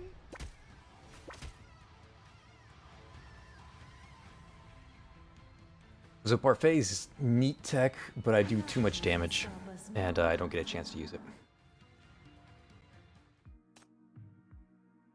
So in that case, what, I'm just like stacking cab. Like I have too much energy already, so Eve is kind of useless. But if I'm just like slapping damage on the board, I can just put in Cabernet.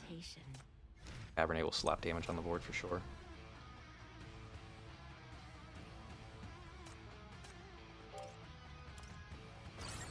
And I think the play here is going to be...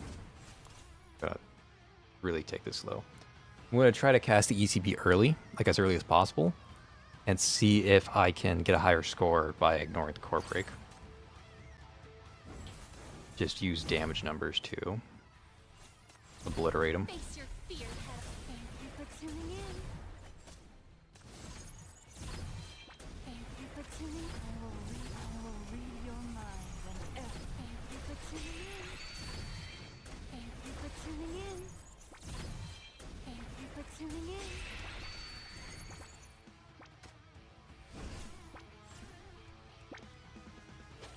I smell the listen to its whispers. I smell the sweet fragrance of souls.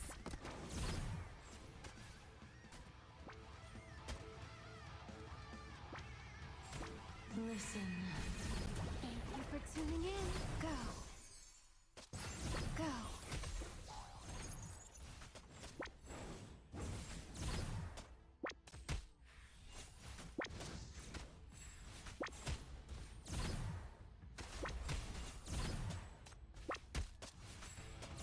Thank you for tuning in. Thank you for tuning in. Thank you for tuning in. Face your fear. Face your fear head on. I will read your mind and I will read your mind and everything else. I will see through your soul. Like that's a higher score, right? Just because I like bum rushed the boss. Yeah. Misfortune has finally Yeah. ended. It's technically less damage, but it's faster damage. So yeah, it just does all the things faster. But that's also a good piece of footage to explain how Eve buff works. Can I bring up my own stream? Is that a thing I'm allowed to do? Like if I open my channel.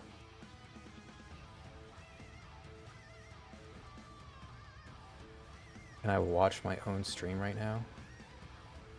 I want to replay feature. Yeah, I can. I can absolutely replay my stream. Okay, cool. I'm going to take a look at this for a second. You guys can't see what I'm looking at, but I'm looking at.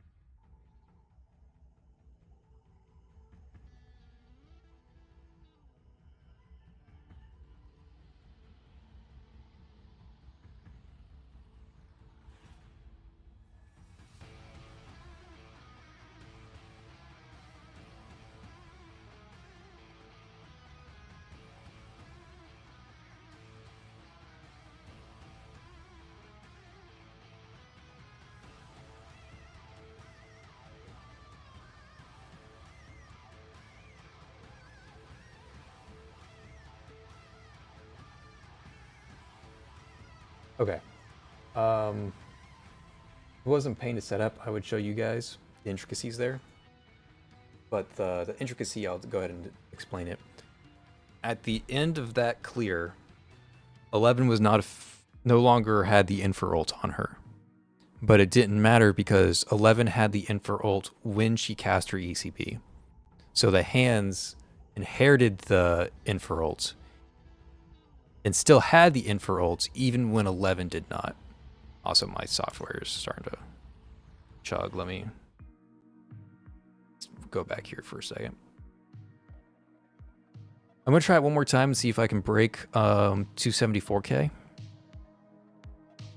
This will be my last attempt of testing, obviously. From what we found out, Eve is really good.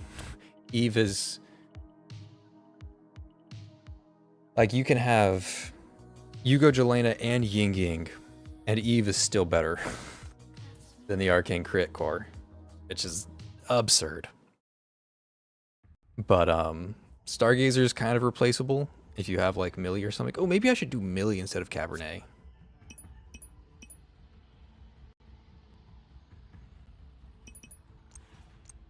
Yeah, I like that. I like Millie instead of Cabernet. I'm so happy you came to watch my performance.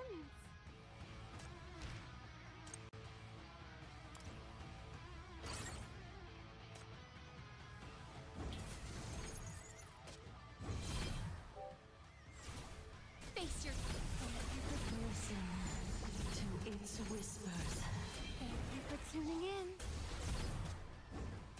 My sincerest love for you. Thank you for tuning in. I will read your mind and everything else. I will see through your soul. Listen, I will read your mind and everything else. I will see through your soul. Okay, I did a lot of things wrong there, actually. Okay, so the thing with Millie is that I have to get her buffs fully stacked onto 11 before I click 11 ult, which is very difficult. I will read your mind and everything. My sincerest love. Face your fear. Thank you for tuning in. I will read your mind and everything else.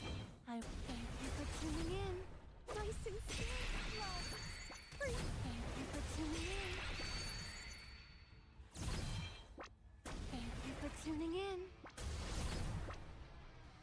Oh, I never cast Shen. And I got the setup too, I just didn't have Shen up. Okay. Slow it down. Remember all my buttons. Slow it down. Millie, immediately cast. Stargazer, double cast. ECB, cast up here. Shen, give energy. Cast this, give energy again. Cast that. Use the Millie. Use my last cast over here. Tuning in.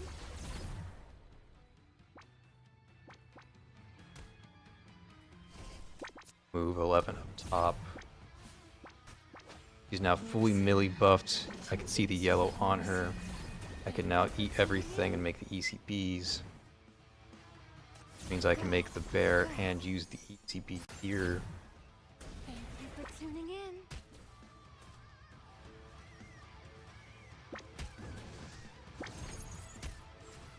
And the damage should just be in Crazy Town now. I will read your mind and everything else. I will see through your soul.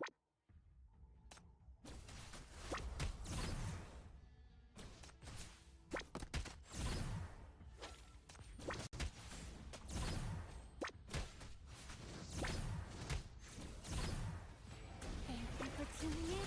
Thank you for tuning in. Thank you for tuning in. Face your fear head on. Nice and Crazy Town damage. What is that, 275k? Give me that 275k. 276! Dear. Let's go! Yeah, insane. Insane. That's gonna be my recommended comp. It's gonna be that exact setup. Melee with summons. Melee Shin and summons, there you go. Like classic triple E, in for Eve and 11 with the new Reforged Stargazer, and then either Millie Shin or Raven Shin. And yeah, this is my highest score that I've gotten on this boss. Arcane Crit was topping out at 270k, and there wasn't anything I can do to go beyond 270k. 270k was the cap. I was absolutely gate kept by the core reveal.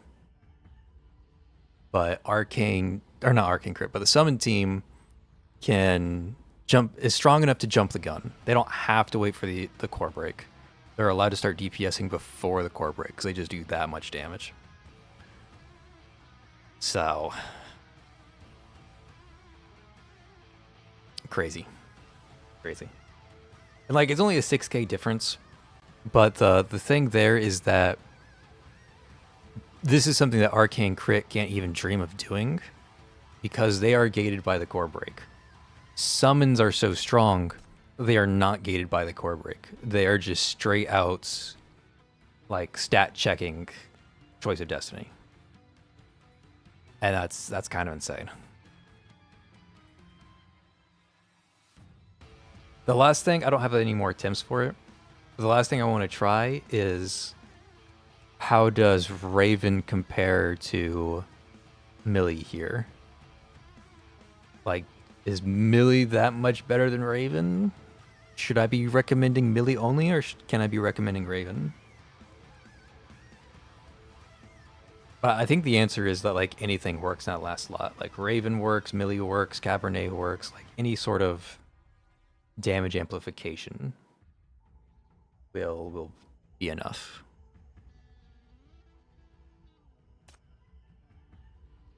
Yeah, and it's just all Reforged 11. I mean, like, it was all set up to get Reforged 11 ult out as soon as possible. Or, sorry, Reforged 11 ECB out as soon as possible, and just let it smack the boss around. Crazy work. Okay, I'm gonna grab a drink, chat. I will be right back. We are out of BFL attempts, but I feel confident in my knowledge of Reforged 11's best supports now. Again, always bring Eve. Eve is worth 3 centers, apparently. Eve is just crazy good. And then we'll also, after this, we'll take a look at story. I think I want to do Pilgia's Mirage because she's compliance gated right now, and I want her compliance higher. And then after Pilgia's Mirage, we'll finish, or we'll continue Orate Regale. I haven't finished Orate Regale yet, but we're gonna do some story stuff now that we're done with the events, and we're also out of BFL attempts.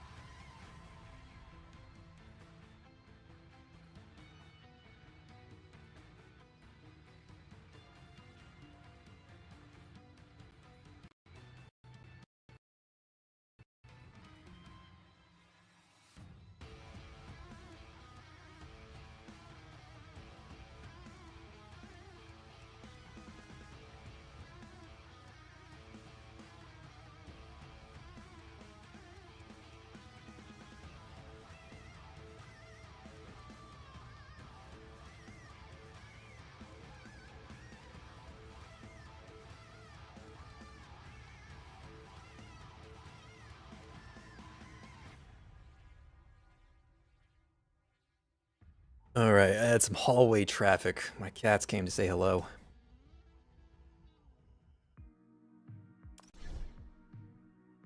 Okay, I will do this probably off stream. I mean, I have to wait until Sunday for the stage to be open again. But I'm gonna try and get that to 277k. And if I can get that to 277k with either Millie or Raven, that's going to be really nice. And I'll include that footage if I get it. If I get to 277k, or whatever my highest score is, I'll include that off-stream footage in the Reforged 11 guide when that comes out. No ETA on that, by the way. It's just whenever it comes out. Oh, that's another thing I haven't tested. I haven't tested Lady Pearl. So Lady Pearl gives attack speed, which affects 11's hand. Is actually a neat piece of tech. But as cool as it is, not many people have Pearl nowadays. Like newer players and returning players, they don't have Pearl. The veterans all have Pearl, but you know, who cares about the veterans? Newer players are looking at stuff like Millie and Shin, and then like 11 Stargazer. So those are the most important to like figure out.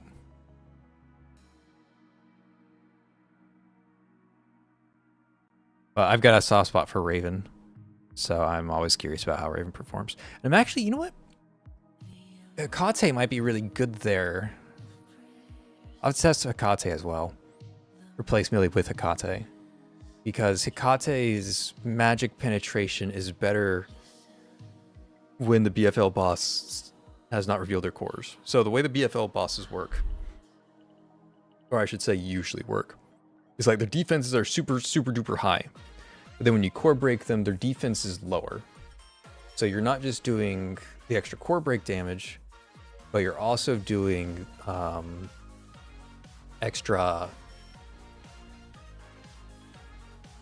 you're doing extra damage on top of that because they have reduced defenses. But if you have Hekate's magic penetration before the core break phase, you're getting extra value. And I'm not sure if that value keeps up with Millie or if it keeps up with Raven. Kind of doubt it. But, you know, it be what it do be. Also, there's like a crazy delay on my stream right now. Let me know if the audio and the visuals are delayed or if it's just like my stream getting to you guys. If it's like just a connection delay, that's fine. But I'm going to do like tap, tap, tap, tap, tap, tap, tap, tap, corner, question mark, corner, question mark, corner, question mark. Is that like audio and visual like super desynced, or is that fine?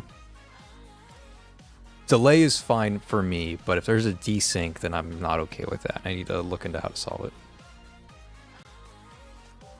Okay, let's set up the Reforged 11 team. It's going to be Reforged 11, and it's always going to be Eve. I didn't think Eve was that important, but Eve is super important.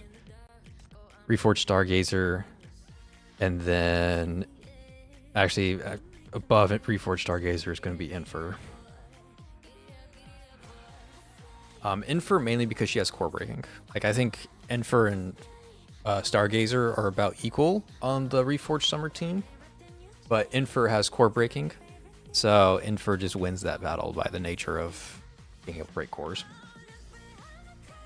And then like Shin is just like the best universal support ever, so always going to include Shin. And then the last slot goes to either Millie, Raven, could go to Hekate, or it could go to somebody who's also generic like Cabernet. And I thought, I think Millie Tech, or not Millie, I think Parfait Tech is actually like secret strong. I think it's actually really good. The problem with the secret Parfait Tech is that 11 destroys them too fast. I can't break the cores because 11's hitting so hard that they just die before their cores are broken. That's a rough. No delay for you? Okay, cool. So it's just like I'm watching my stream on my second monitor, and I can see that my motions, my screen, take a while to show up on stream, which is fine if there's a delay between me and chat. Like I can work around that. That's fine. I just didn't want there to be like a, I'm over here talking about Millie, and then it turns out Millie's not even on your guys' screen. That'd be kind of awkward. Okay, so wait. Reforged 11, and then Eve, really almost non-negotiable how strong she is. Infer. And then we have Reforged Stargazer's really good. Shin's just OP, so she's just like an easy auto include. Millie is insane. And I also want to test Raven, Ikate, Cabernet. Our Fey Tech doesn't work. Is there anybody else that I would be interested in trying?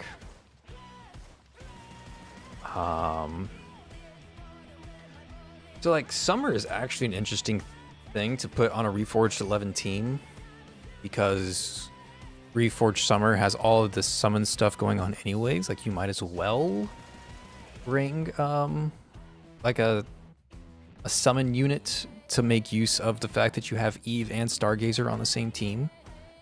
And along that same vein, Hypatia might be fun to try. Hypatia is a little weak right now. Is it gonna be strong? But since you're already rocking all of the summon stuff, I mean, you might as well rock Hypatia. That's kind of my thought process there. Then who else? I mean, you can always do Thistle. Thistle is just like a weaker Infer. So if you don't have Infer, you can use Thistle. It's just a weaker version.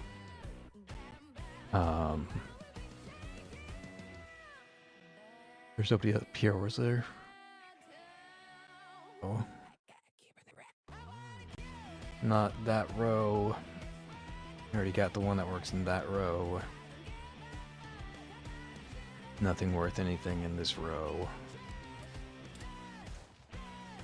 No, I mean, Dove would be kind of interesting, but it takes too long to stack the letters, especially when the letters have to go to Reforged Stargazer first.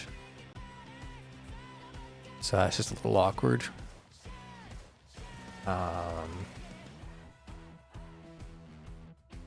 Next row. No, nobody really helps. I mean, Chelsea's interesting for like a thinking about Enduras, but you already have so much with the bear. And I did some testing in the EX stages. Turns out just having an S rank Endura is just better than bringing like the Citri around. The defenses just aren't high enough.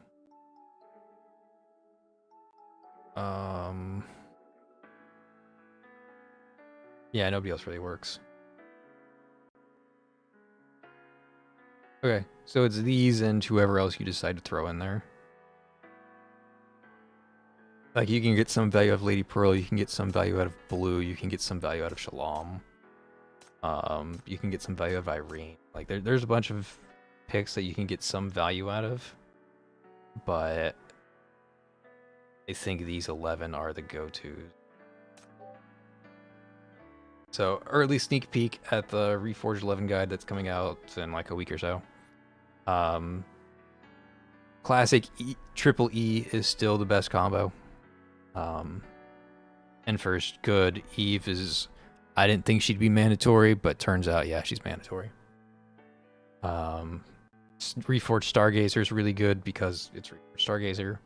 Shin is just the strongest universal support in the game, and that doesn't change here with Reforged 11. And then for your 6th slot, these are your first 5. Your 6th slot, you really have a lot of options. Millie, Raven, and Hekate for their support of Arcana rolls. Cabernet to just double up on buffs, and then secondary DPS summoners like Summer and Hypatia.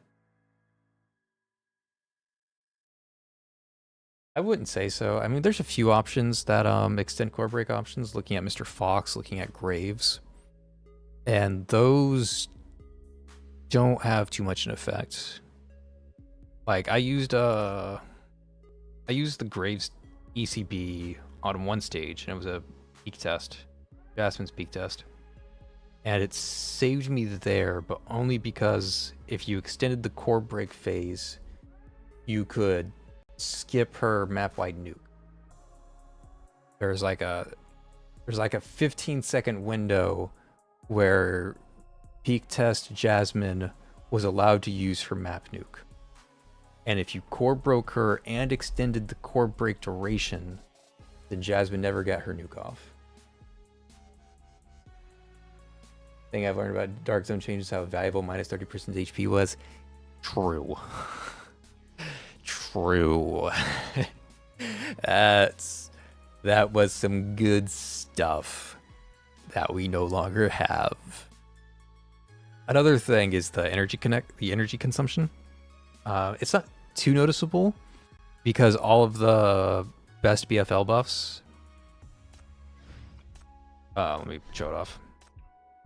All the best BFL buffs have minus energy consumption, like 11 minus energy consumption, Eddie minus energy consumption, Irene minus energy consumption, Stargazer minus energy consumption, Millie minus energy consumption, Infer minus energy consumption, like Demon minus energy consumption, LL minus energy cost, like all the best center buffs are basically energy consumption, that 30%.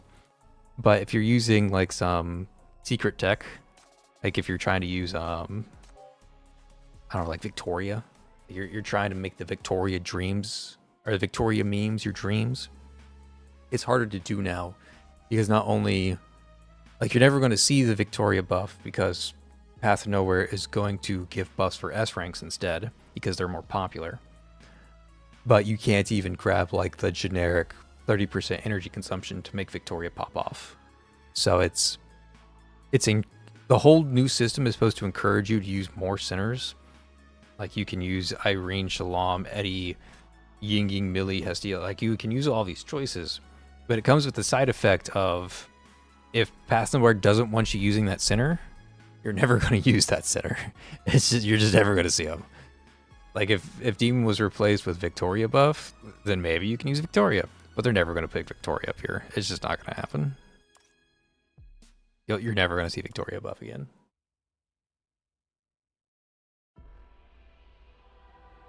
Yeah, I'm a little curious about the Shalom one too. Like I didn't read the Shalom one entirely. Magic damage plus 50. Oh, that's why. Because Prism applies a 30% normal attack vulnerability in a diamond shape. That's 30% normal attack vulnerability is pretty nice. Pretty nice. And it makes sense giving her a reason to cast Prism, because one of Shalom's issues is her ECB is used to like help you bounce projectiles. But if there are two enemies, that projectile is going to bounce between those two. And among you're going to have like 5 bounces. And all 5 bounces will hit the enemy. But if you throw your prism out there, and now you have 2 enemies and the prism, you have 5 bounces. 2 or 3 of those bounces can hit your prism.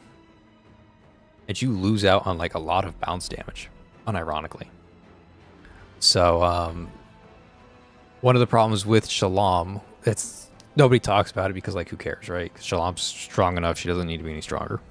But one of the problems with Shalom is that her prism actually reduces your damage. So giving you a reason to cast it matters. So it's neat that they're thinking about it. And we're nowhere close to a Shalom Reforge, but it kind of like it does open a window to like the developers' minds when it comes to something like a Shalom Reforge, where they're going to Like let's say we're in 2027 where Shalom needs a reforge. They're probably going to look at something like this where the prism is actually like a debuffing tool to help Shalom stay competitive, which is interesting to think about like long term. I like seeing the developer's gear turns kind of in these kind of situations. Okay, we're going to do a Mirage. We need to do Pilgia's Mirage. We need to do a lot of Mirages. We've only done 2. We've got Pilgia, we've got Hestia, we've got, is that Treya still? And we've also got Shen. I'll do Shen's eventually too. But right now, I need to do Pilgia's because Pilgia's compliance is currently locked. So we're just going to go ahead and do that Mirage. If you guys haven't seen this Mirage yet, welcome for the ride. Or, I'm sorry for spoilers. Whichever one. But yeah, this is the Pilgia Mirage. If you guys haven't seen it already, spoiler warning.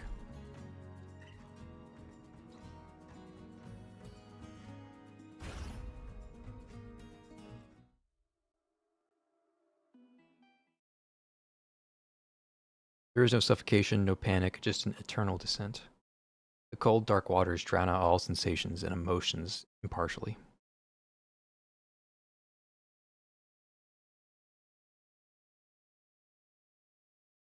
F14, so this is start of the Perishing Storm. The azure sky stretches endlessly overhead, with wisps of white clouds scattered across it like casual brushstrokes on a canvas. Sunlight cascades from above, blanketing the entire sea surface. A fishing boat glides slowly across the glittering waters, its hull gently swaying with each wave, as if moving in rhythm, the ocean's breath. A gentle, salt-tinged breeze caresses the passengers' cheeks as the boat's sail billows in the wind, resembling a white bird soaring between the sky. That Pilgia? There's no way that's Pilgia. The girl stretches her arms wide, sitting beside her mother at the boat's edge. Her hair dances in the sea breeze, occasionally brushing against her mother's shoulders. Yeah, that's Pilgia. Pill pie. What would you like for dinner? How about some potatoes with the seaweed I pickled yesterday? Pickled seaweed? The girl furrows her brow, deep in thought about dinner's choice. After a few seconds, she suddenly claps her hands as if an idea struck. How about beef? Beef. Today, my classmates were talking about eating beef before. Never had any, so I had to keep quiet. If I could try some, I'm sure I could join their conversations. Then I could go swimming in the sea with everyone. The girl's eyes drift downward, a hint of sadness crossing her face. Now, dear, you're such a sweet girl that everyone would be lining up just to talk to you, let alone go swimming with you. You see, beef is something quite rare around here. You can only get it in the satellite towns. Rather than finding solace in her mother's words, the girl curls into herself even more. Okay. Her body can only turn to tap the shoulder of a man sitting attentively at the boat's bow. Don't you agree, darling? Our dinner tonight is up to you. Huh? Oh, yes. Wait, look out! The tap startles the man from his unconcentrated fishing at the bow. In that brief moment of distraction, a sudden gust of wind sweeps across the sea. Abandoning his fishing rod, he quickly reefs the sail and adjusts its angle, bringing the boat back to stability in the wind. Is everyone alright? I'm fine, but your fishing rod. The girl gestures towards the spot on the deck where the fishing rod had rested, now vacant. Don't worry about it. Safety of you two is what matters most. I can always get another fishing rod. No, that was Mom's gift to you, Dad. I have to help you get it back. The girl excitedly raises her hand in volunteer, eliciting knowing smiles from her parents. Yet another one of Pilgia's endless reasons to get into the water. Once you find the fishing wrong, don't stay in it for long. I'll give you 2 hours.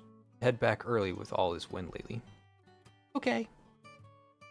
Go ahead, Pilgia. Roger that. Diver Pilgia, ready to deploy. That was a cute splash effect.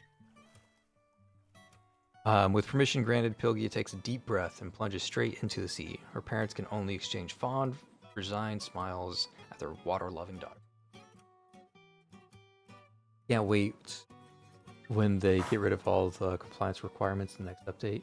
Yeah, when is that coming? Is that coming with the anniversary? Or is that like coming with Synex? Do we know?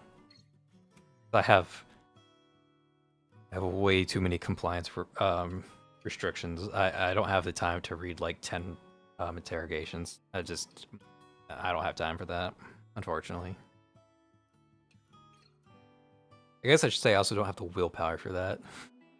It's a lot of back-to-back story over and over again. I forgot I had to do these puzzles. Am I supposed to go to the red? Am I supposed to avoid the red? As she dives deeper, Pilgia encounters a pod of friendly dolphins. They leap through the water around her, almost beckoning her to join their play. Though she still needs to find the lost fishing rod, Pilgia can't resist spending a few moments playing with them.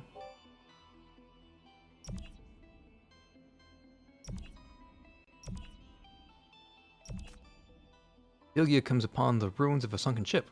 Its rusted hull flickers in and out of view through the water, almost as if murmuring stories of days gone by. Navigating cautiously through the ship, she discovers ancient artifacts strewn about. By a shattered display window, she notices a starfish trapped inside. Without hesitation, Pilgia reaches out and frees the starfish. Once released, it sparkles with dazzling light, as if thanking her for the rescue.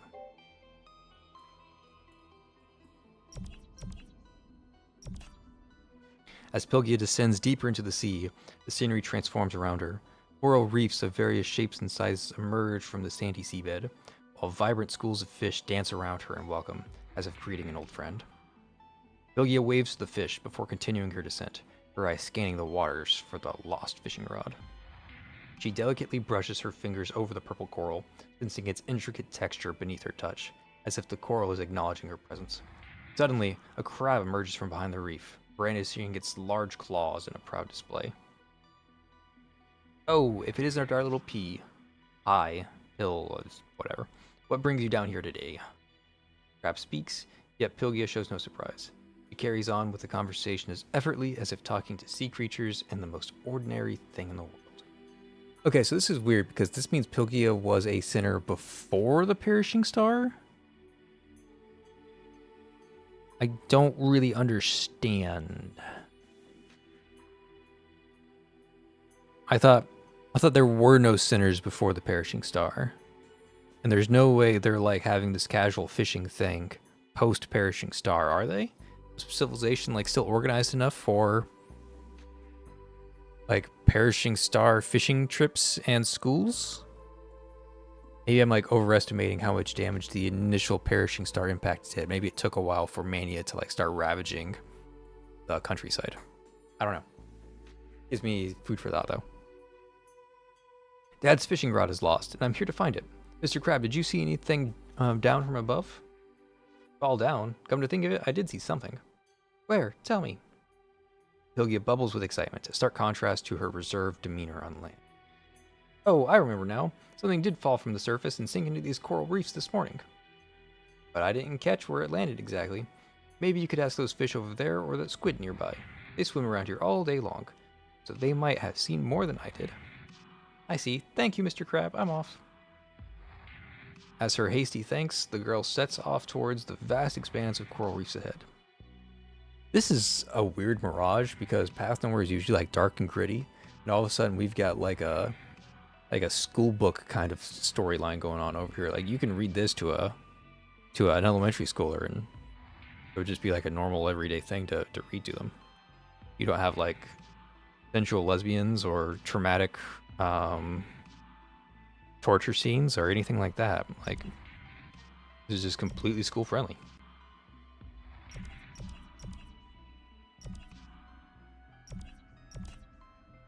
A squid lounges on the reef, its tentacles coiled up, appearing lost in thought. Pilgia swims closer and greets it with a smile. Hello, Miss Squid. Have you seen a fishing rod around here? You know, the thing used for catching fish? Well, I have. That's wonderful. Could you tell me where it is? I can tell you, but first you must answer a question. Alright, I'd be more than happy to. What is hard to recover once it's lost? Things dropped in the sea? No, think about it some more. Deep down in thought, Pilgia suddenly recalls the words her father said earlier. We should head back early with all this wind lately. It's time. Once time is wasted, you can never get it back. Even though I'm having fun out here, I should listen to Dad and get back on time. Indeed, time it is. But there is more than one answer to this question. Pilgia tilts her head curiously. Okay, let me try that again. Pilgia tilts her head curiously. But the squid shakes its head in response. Never mind. It may be beyond your understanding now, but someday you'll figure out the answer. The fishing rod is by the coral on the 6th row. Go on now. Thank you, Miss Squid. Through with talking to sea animals. Yeah. This is like a Disney Pixar thing going on right now. A strong current suddenly surges toward her.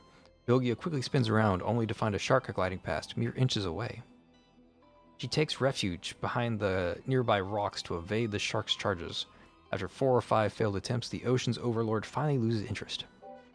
And like, this is the kind of stuff that educational books will do, where they introduce like these crabs and like the squid and the shark, and they're subtly telling kids like, hey, crabs hang out in coral reefs, sharks hang out in like near these currents, and they're like big predators that will like circle around and look for prey. Like, you gotta hide from them. This is why they hide behind rocks and stuff. Like, it's subtle little education things without saying like, the shark is a predator, and if he doesn't eat his prey, he's going to keep looking for prey, and the best way to hide from the shark is to find coral or rocks to hide behind. Like, they don't say that. They just tell a story, and they kind of subtly tell the kids like all that educational information they need to know.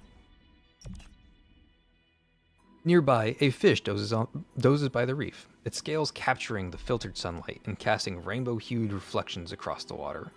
And like earlier, they were talking about that wrecked ship and like the starfish that was inside of it.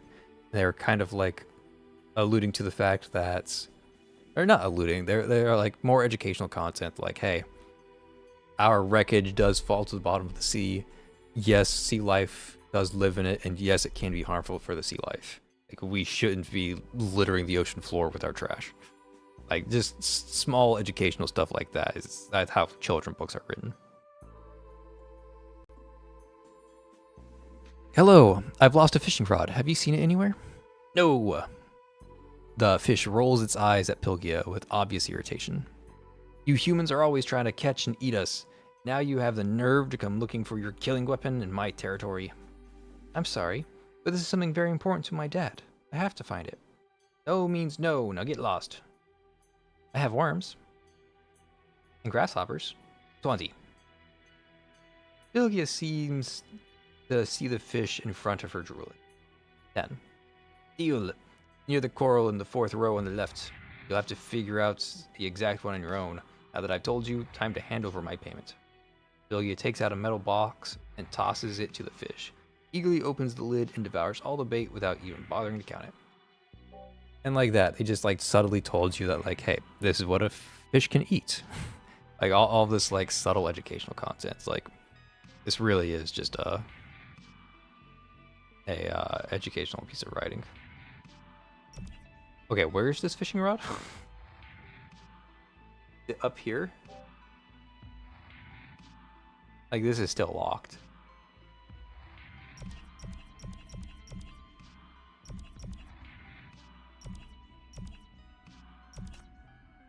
With the help of the sea creatures, Pilgia arrives at the coral reef. On the fringe of the reef, Pilgia notices a familiar silhouette, a slim fishing rod peacefully nestled on the coral. She quickly swims over and grabs it.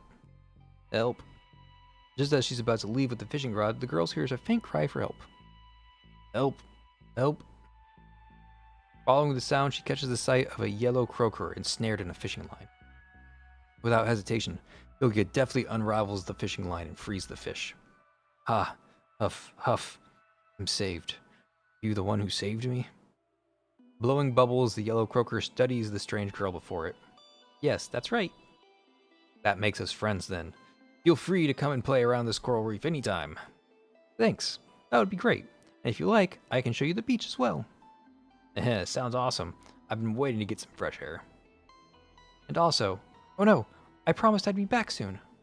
I'm sorry, Mr. Yellow Croaker, but I have to go now. I'll come back and play with you again.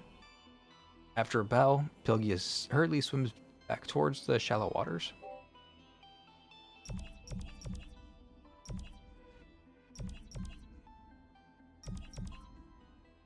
On her way back, Pylgia sees all sorts of fish swimming by. Some are familiar, others strangers, but Pylgia greets each of them with equal warmth. Is it really time to return to shore? Pylgia asks herself. Can she make as many friends on land? Will anyone on land talk with her so freely, understand her just the same? The answer seems to be no, but she made a promise to Dad, so she has to keep her word. Pylgia nods to herself and swims towards the light above. By the time Pylgia surfaces, night has already fallen, and as she climbs back onto the boat, she finds her parents gearing up with diving equipment. This is a really pretty backdrop. Really pretty backdrop.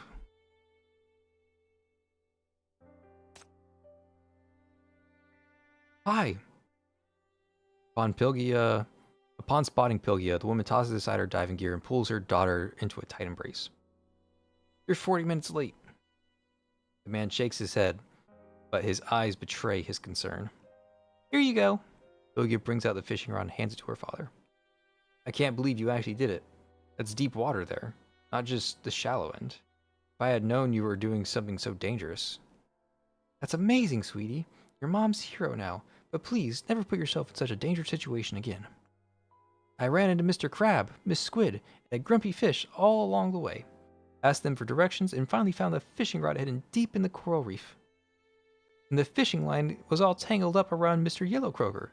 After I helped him get free, we became good friends. Her parents exchanged fond smiles at her daughter's tale. They don't believe that she's a sinner. They don't understand that she's a sinner, do they? Our Pylgia is truly the daughter of the sea. No matter what dangers you face, you'll always make it through. Right, darling? Right. Pylgia responds with a sheepish giggle, neither accepting nor declining the grand title given by her mother. I did not think I would see like a Disney Pixar storybook inside of Path to Nowhere, but I now have. And I'm not sure how I feel about it. Like, you could read that entire story start to finish at like a second grade like library elective, and it would be like totally like perfectly fine educational content talking about the ocean. That's crazy. Okay.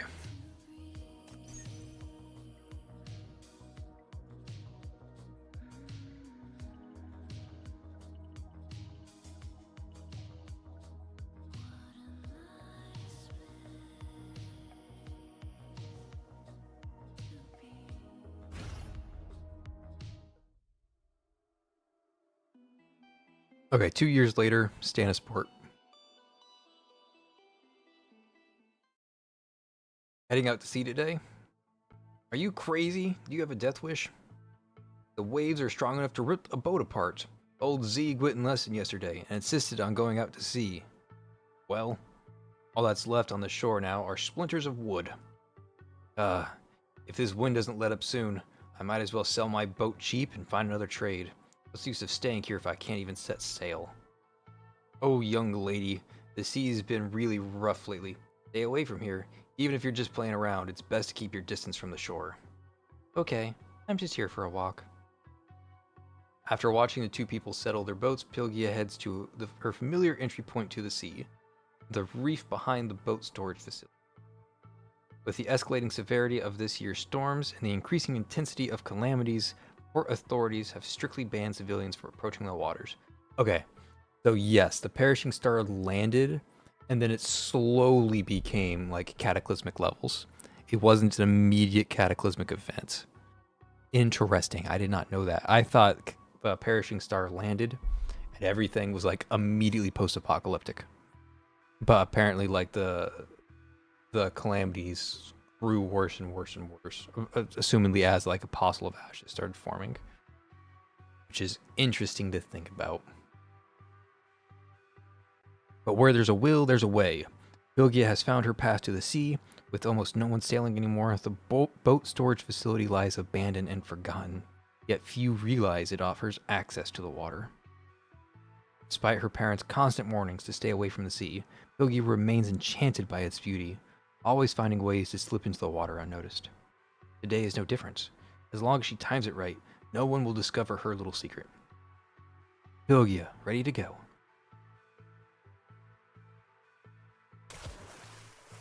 Cute splashing sound effect. Dark clouds gather rapidly on the horizon as the sea breeze grows more erratic. The waters churn relentlessly, filling the air with a palpable sense of foreboding. Today's storm looks worse than the others from the past few days. She has to find shelter from the howling winds. At the very moment these thoughts drift through Pilgi's mind, an unfamiliar sound catches her attention, the low hum of a yacht's engine. As she surfaces, the people on the yacht spot her and immediately steer their vessel in her direction. As the lifeboat draws up beside her, Bilgia gets a clear look at its occupants. Several people in waterproof suits, their faces etched with unusual anxiety, evidently not locals. "Child, what are you doing out here alone? A storm is coming." A young man leans down and reaches out to help her aboard, but Pilgia ignores his gesture, asking her own questions instead. "You all look troubled. Did something happen?" "Our research vessel hit a reef, and the hull is damaged. Hurry, hop in. Take us to the adults on shore." Okay.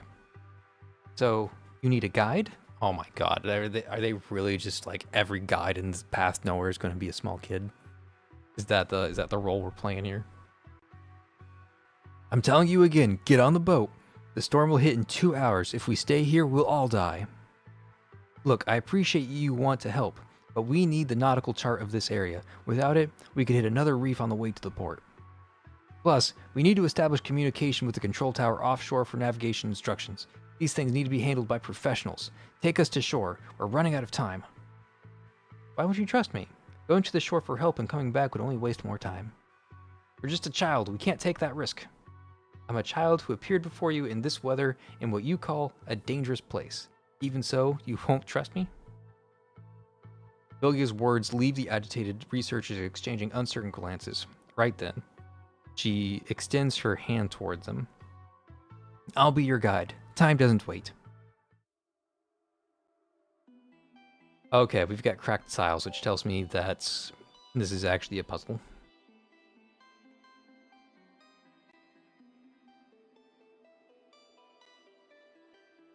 So I go here, I go top, and then I backtrack. The tides and currents are constantly changing, and there are countless underwater reefs and sandbars. Are you sure you can handle this? "Yeah, I'm sure. I've been here dozens of times." "Dozens of times? Even veteran fishermen wouldn't dare come here. You're not making this up, are you?" "I'm not lying. My father never comes near here when he goes fishing. I only come here when I sneak out to play by myself." "You've got more courage than any kid your age should have." "Hmm? But I don't find this place dangerous at all. Besides, wherever there's trouble, my friends in the sea come to help me. That's why I'm not afraid at all." The researchers sigh in resignation, feeling as though the girl before them seems to exist entirely outside the realm of understanding. In the distance, thunder rumbles, and Bilgia immediately snaps to attention. Oh, I can't access the other dialogue piece? Ow. Fuck you too, game. Fuck you too. Rude. At least make the dialogue option disappear on my screen. Now you're just making me feel like I've missed out on.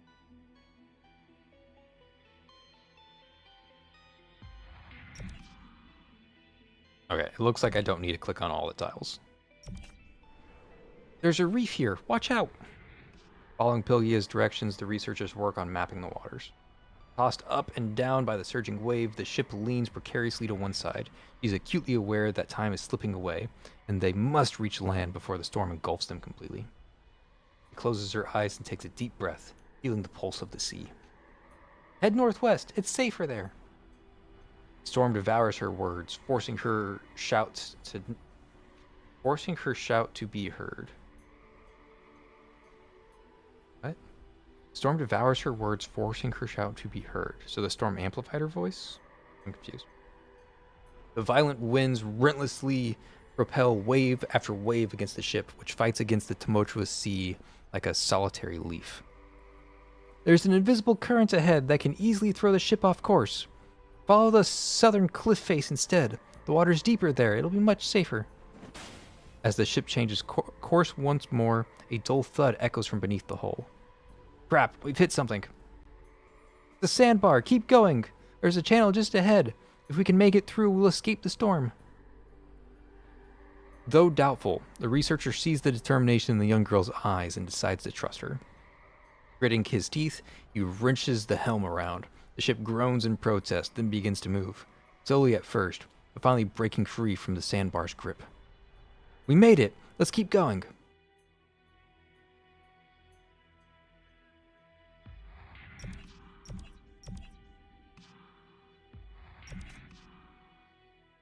We're finally back! We can head back for the port any time now! Scratches and cracks mark the weathered hull of the research vessel. While seawater has infiltrated certain areas of the deck, the damage is not substantial enough to impede the voyage. The researcher's attitude toward Pilgia has completely reversed during the journey, from skepticism to belief, and finally to awe. Now they accept every word she says without question. I'm not the amazing one. It's my friends who tell me these things. Your friends? You mean the ones who sailed with you? No, it's my friends living beneath the waters. They tell me everything about the sea. The researchers display incredulous looks as they listen to Pilgia's words. But I feel you people and I are not so different. We both study the sea and learn its ways.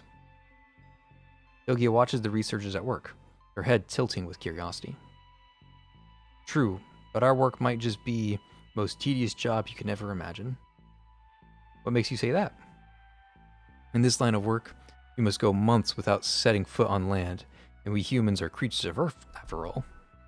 After enough time at sea, you start missing everything about life on land. What, thinking of becoming an ocean researcher when you grow up? I wouldn't recommend it. Not exactly the most exciting career. It's not exciting, but isn't it wonderful to spend all day in sea and make friends with all the sea creatures? You're really something special, aren't you? So what, now I head back? Where am I supposed to go? Am I missing something?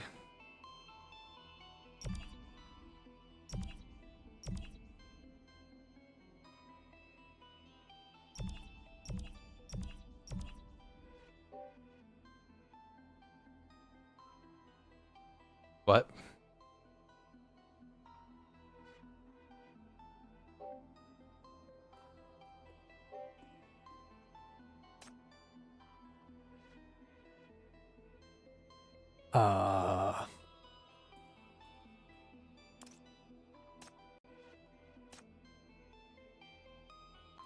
Okay, I could skip the story this time around, but I'm super confused as to what I'm supposed to do.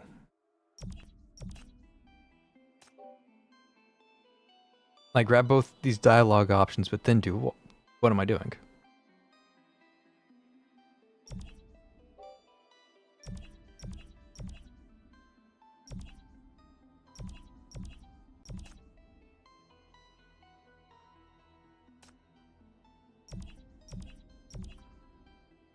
Am I breaking every single tile? Because I can do that.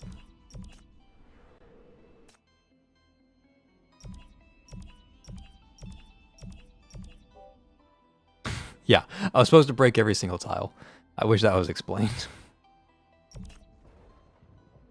The storm still rumbles behind them, but the research vessel is nearly at the shore. They're safe now.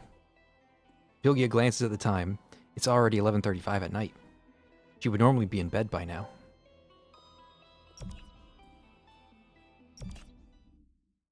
The storm gradually recedes into the distance as the dark clouds dissipate, revealing a clear night sky. Hilgia wearily makes her way back towards town, her clothes drenched and her hair sticking to her forehead. Strands of seaweed stubbornly cling to her hands. She has survived a thrilling adventure, successfully rescuing a research vessel that had hit a reef. As the familiar side of town comes into view, however, she's greeted not by cheers or praise, but by the sound of her parents' hurried footsteps and worried calls. Hilgia, where have you been? Haven't I told you not to wander off in the weather like this? Tears well up in her mother's eyes, her voice shaking uncontrollably. The woman rushes forward and wraps Pilgia in a tight embrace. The sea is extremely dangerous right now. Even I wouldn't dare go out there. If anything had happened to you. Looking at her worried parents, Pilgia wants to explain. It only meant to play in the sea, but ended up saving lives because of it. Because she has friends in the ocean's depths. There's no reason for them to worry so much about her. But Mom, Dad, my friends in the sea, they would never let anything hurt me. Her mother lets out a weary sigh, her eyes filled with resignation and concern. Sweetie, you're not a little girl anymore. You can't keep talking about fairy tales like you used to. The undercurrents and reefs could easily rip you apart at any moment. You may have saved someone this time. What about the next time? Time after that? Hilgia falls silent under her parents' reproach, unable to find the words to respond. I understand she shouldn't have done it, but please don't be too hard on her. She really did save all of us. That's Shin. Holy fuck, that's Shin. They teased Shin before Shin's release. Like, Shin was not announced at this time, but that is very clearly Shin's outline. So this is a teaser before her release.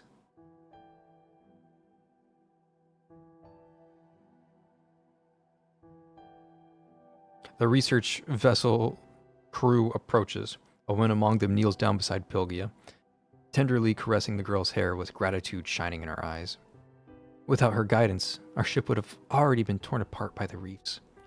Nevertheless, I agree that she shouldn't take such risks anymore. The sea has changed. It's now more dangerous and unpredictable.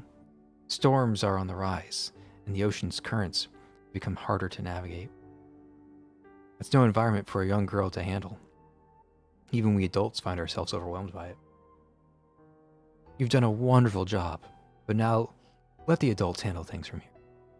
Listen to your parents, take care of yourself, and try not to make them worry anymore, okay? Yogi remains silent, offering a non-committal response.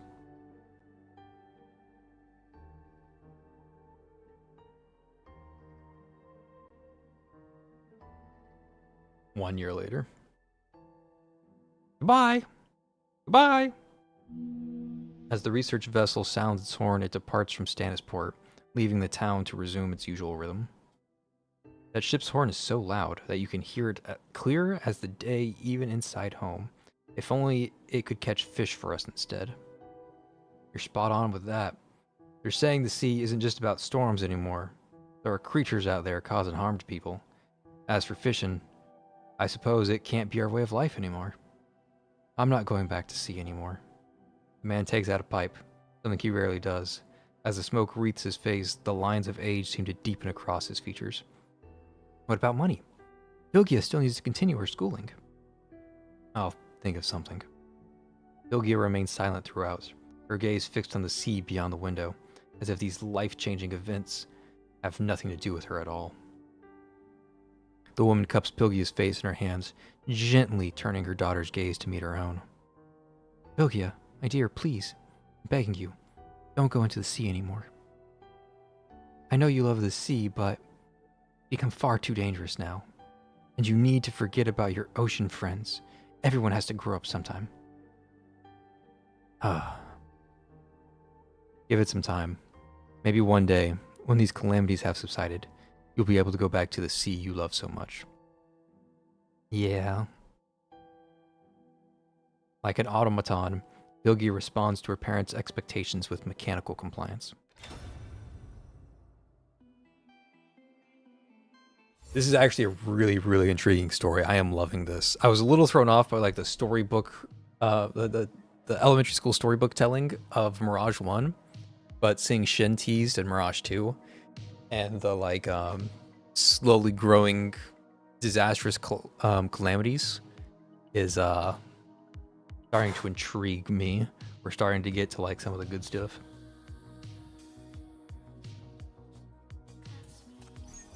Okay, that being said, my voice is getting a little sore. I'm going to take a quick break. Get parch my parched throat, wet my parched throat. I'm gonna drink some water. Be back 5 minutes, something like that.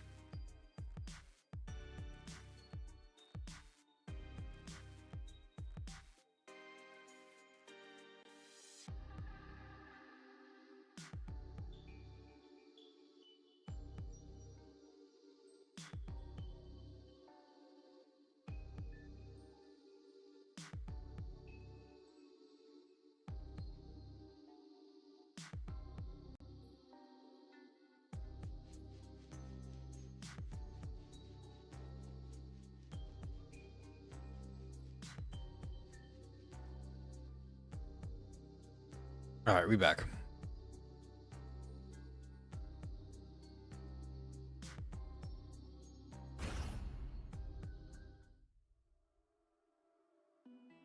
All right, 2 years after that, I'm starting to lose track of the dates, but I think it's 5 years total now from the initial encounter with the fishing rod to now. It's been 5 years. Port school. A few years have gone by, and Pilgia's life has undergone a complete change. After that thrilling rescue, she yielded to her parents' wishes and never ventured into the sea again. That world that was once her endless adventure and freedom now lies sealed away in her memories. Though she still lives in the same seaside town, colors have long since faded from her life, leaving behind only autonomy, gloom. The townspeople who once made their life from sea have now been forced by the calamities to seek their fortunes elsewhere. Her father hasn't set sail for many years now, but whenever he gazes out to the vast ocean, his eyes betray a mix of melancholy and resignation. Having sold his fishing boat a while back, he has steered clear of the waters ever since. Meanwhile, her mother takes up any available part-time work at the town's modest restaurants, barely managing to support the family. The weight of their circumstances bears down on the entire family, and Pilgia, too, has started to feel its gravity. Days blend into months, then years. The curious little Pilgia once was, has, long... What is that sentence? The curious little girl Pilgia once was, has, long since faded into a withdrawn teenager. Oh, that's Pilgia, all right.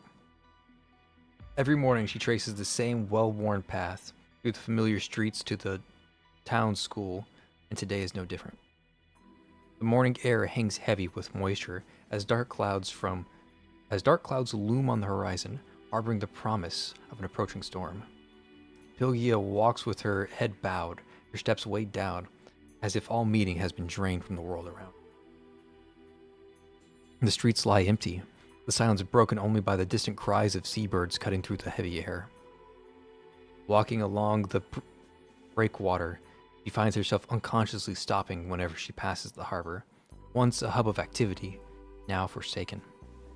The fishing boats moored at the harbor have been rusted beyond recognition, reduced to little more than abandoned hunks of metal.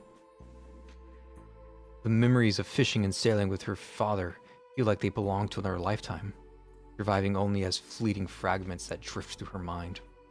Pilgia shakes her head to clear away these lingering thoughts, then pushes open the school gates.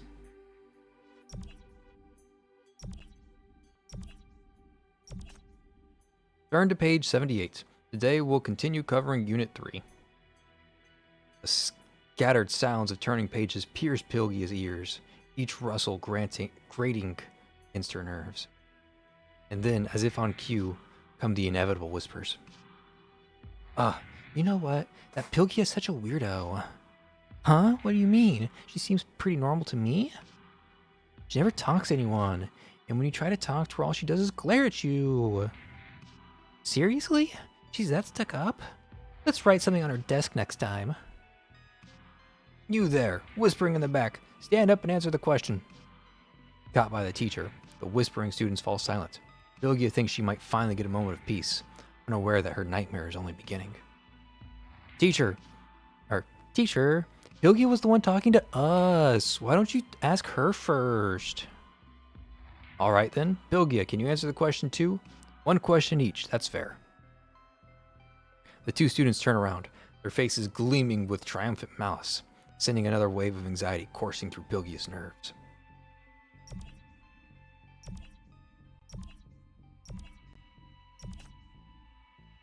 Pilgia rises to her feet, yet stands frozen in place, the answer completely beyond her reach. Why aren't you answering? This is the easiest question I could ask. If you can't even handle this, you might be better off going back to middle school for more practice. Teacher, she's just illiterate. Haha, illiterate, haha. Like ripples turning into waves, the jeering spreads through the classroom, welling into thunderous roars that hammer against her skull with each cruel echo. Pilgia raises her hand to wipe away the tears trickling from her eyes, yet they stubbornly persist, flowing unabated despite her efforts to dry them. Look, she's crying. She's actually crying. Who would even cry? She looks down at her hands. A strange dizziness washes over her, and she feels the gentle flow of seawater slipping between her fingers. She blinks rapidly and shakes her head, trying to clear her mind, but that strange sensation only grows stronger. The students' voices fade into muffled sounds and flowing water, and the classroom lights grow dim. When Pilgia lifts her head to look at her classmates, their forms begin to shift before her eyes. The girl in front of her, who had turned to sneer with cruel delight, now appears in Pilgia's vision with a fish fin sprouting from her back. Her fingers are no longer human, having transformed into tentacles as soft and sinuous as eels. Meanwhile, the girl sitting next to Pilgia has turned into a crab, her massive claws gesturing as she whispers with the others. In an instant, Pilgia feels herself returning to the sea. She draws a deep breath and closes her eyes, letting the world around her fade away till there's nothing left but the warm embrace of the sea. Gentle waves brush against her body as soft sand caresses her feet below. In the distance, vibrant coral reefs paint the seascape with seaweed sway gracefully in the current. She sees those familiar faces once again. Fish, crabs, and squids. Some of our friends playfully dance through the water, while others watch her intently, as if welcoming her. Hello, everyone. She imagines herself gliding through the endless ocean, completely free and unbound. The water pulses with life around her, washing away her worries and fears. At last, a smile returns to her face. However, reality shows no mercy. The dismissal bell picture pierces through the air like a blade, violently yanking Pilgia from her reverie. Her eyes snap open, only to meet the harsh glare of cold classroom lights. As her classmates pack their bags to leave, Pilgia's heart pounds in her chest, the dull echo of the bell still ringing in her ears. She gazes down. The pen in her hand now feels as cold and alien as metal, a stark contrast to the warm embrace of the ocean's reverie. Her breathing grows rapid, and cold sweat breaks out across her palms. The classroom settles back into its dull routine as the teacher figure vanishes from the podium. Outside, the sky lingers in a murky gray, as if the sun may never shine through again.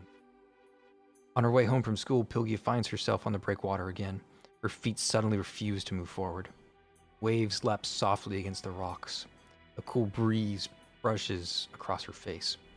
She stands there, gazing out at the endless sea, her eyes piercing through the veil of time, days brimming with adventure and freedom. The sea still shimmers with that familiar blue hue, but she no longer belongs to its depths. She loses track of time as she stands there, watching darkness creep across the sky. Heavy clouds hang low as the last glimmer of light fades from the sea's surface. Pilgia? Pilgia? Until her mother's voice breaks through the silence from behind. Pilgia turns slowly to meet her mother's worried gaze, but the void within her remains unfilled. Let's go home now. It's getting dark. Her mother steps forward, gently taking her hand. Pilgia nods mechanically, casting one last look at the sea before allowing herself to be led away from the breakwater.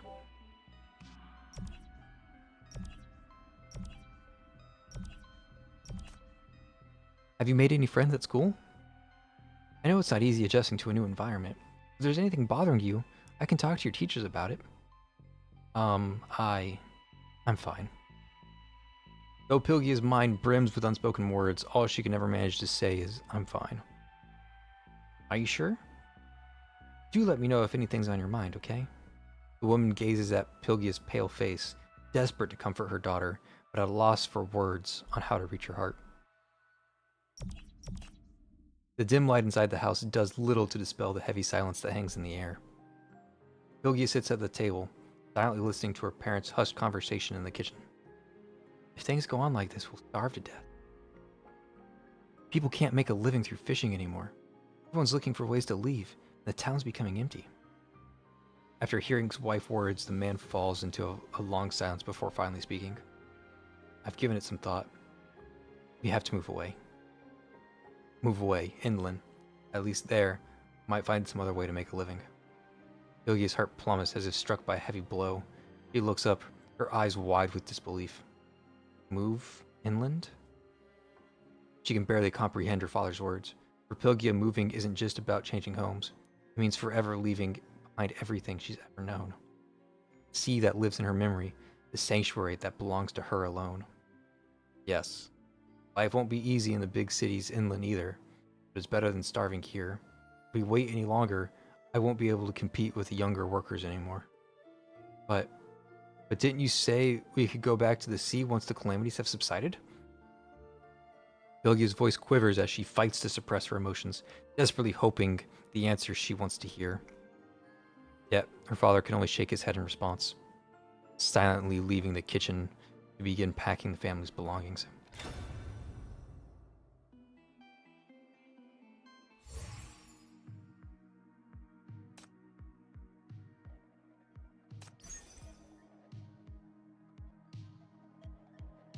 The song is so good. It's so subtle, but it's so good.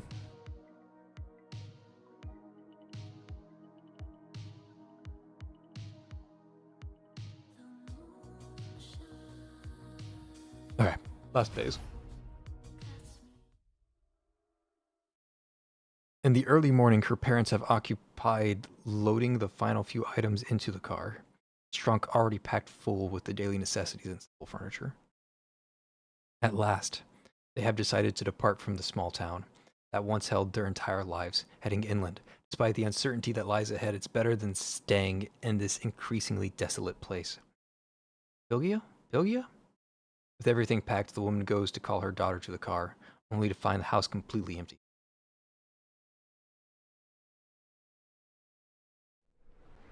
Bilgia now stands at the highest point of the breakwater, waves crashing against the rocks below her feet with thunderous roars. Damp chill hangs in the air, heralding an approaching storm. Yet Bilgia's heart remains perfectly calm as she gazes at the familiar sea before her, a profound emotion welling up in her eyes.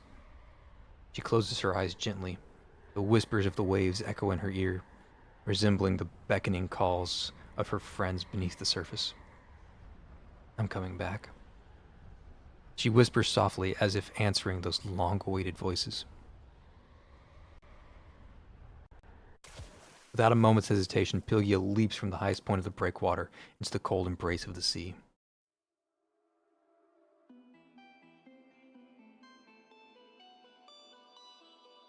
Lots to do, lots to see.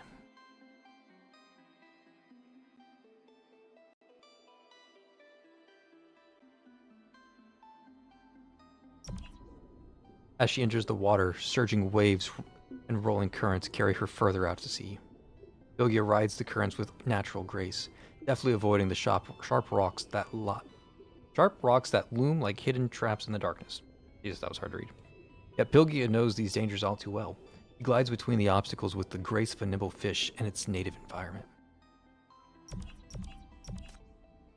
Terrifying roars echo from the depths as massive, unknown creatures emerge one after the other. Nevertheless, Bilgia displays no fear, steadfastly approaching towards the origin of these emerging beings.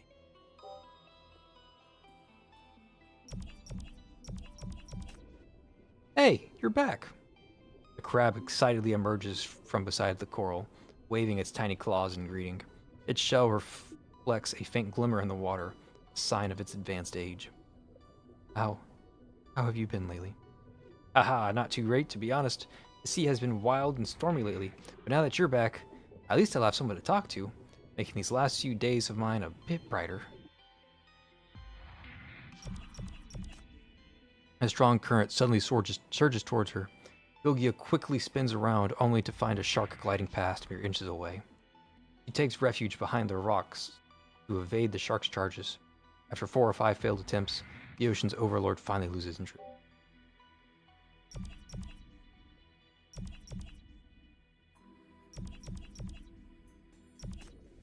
As she descends deeper, the waters grow darker. The surrounding seascape starts to take on a mystical and otherworldly quality.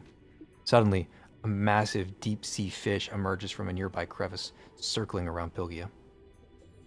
It's you. Since you left, I haven't had treats as delicious as yours. You'll have to make it up to me. Bilgia nods and once again takes out a metal box. This time, however, only a handful of bait remains inside. What?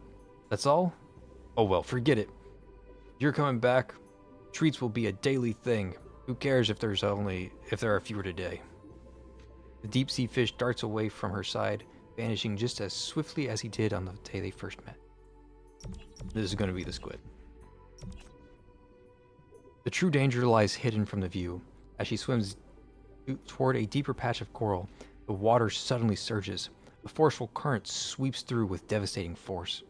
Her body is abruptly seized by a violent force that nearly throws her off balance. She flails her arms desperately, fighting to stay steady, but the current, like a massive invisible hand, keeps dragging her relentlessly toward an unknown oceanic abyss. Quick, grab onto me! The squid appears in view, its tentacles swiftly extending, one firmly anchoring itself to a rift, while another reaches out towards her. Pylgia quickly reaches out, gripping the squid's tentacle tightly. With its help, she manages to steady herself, finally breaking free from the powerful currents. The squid cautiously pulls her to safety, finding shelter in a pocket of calmer waters. You haven't changed? That question from before, you have a new answer now? Pylgia freezes for a moment. Years of life on land have long since washed that question from her memory. Aha, don't worry about it. Now that you're back, you can take your time finding the answer. Yeah.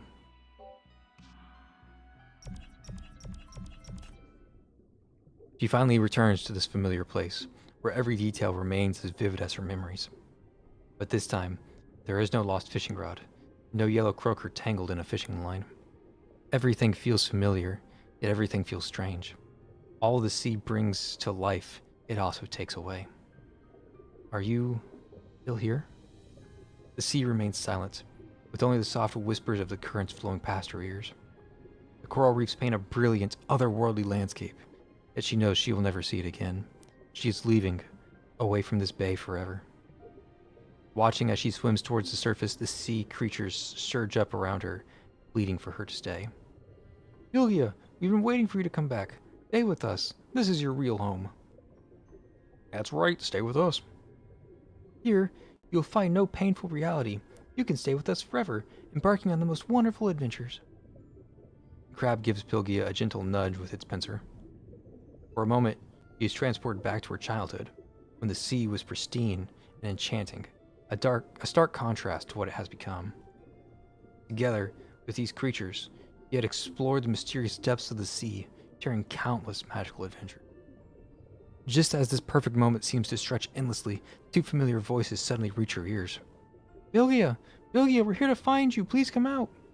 Pylgia, where are you? Where are you? If there's anything on your mind, we can talk about it! The voices from above snap her back into reality. She looks up, barely making out a weathered little boat on the surface, where her parents sway precariously in the storm, searching for her. Her mother, always uneasy on the water, clings tightly to the boat's edge, while her father drives the rusty-eaten vessel that he had to buy back just to search for her. Though broken and weathered, everything above the surface is just as much a part of who she is. Are you really leaving? Are you really abandoning this haven where you can seek refuge from everything? When life treats you unfairly? When you struggle to make a single friend?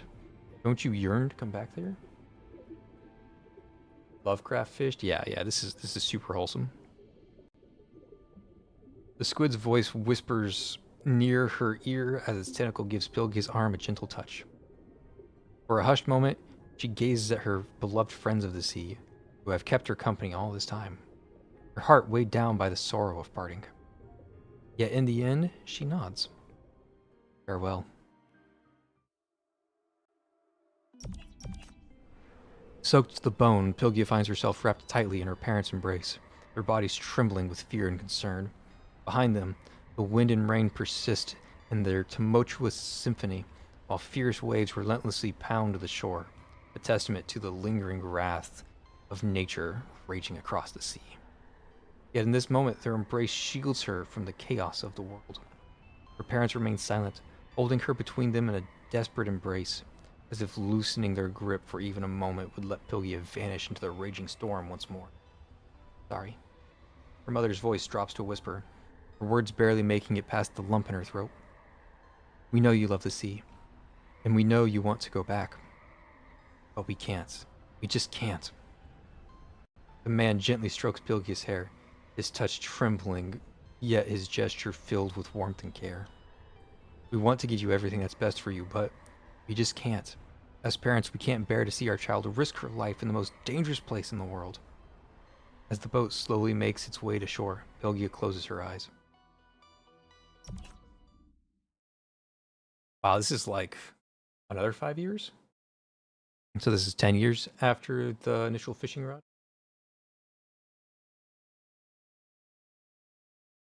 Look, this way, we're taking the shot. Give me a smile. Can't you even manage that? Sorry. Shh. Can't even manage a simple smile. Are you just stupid? What kind of model are you supposed to be? There are many out here who would jump at this job. I'm sorry.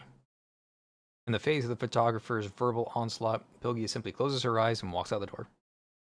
Valid. True and valid. Another job opportunity slips away from her grasp.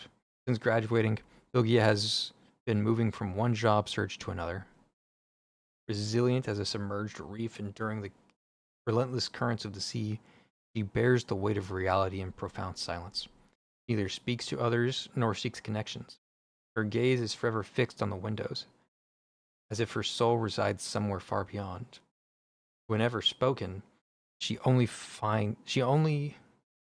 offers only distant nods or tense responses.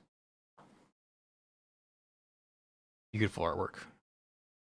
Beautiful artwork. Of course, I clicked the wrong buttons.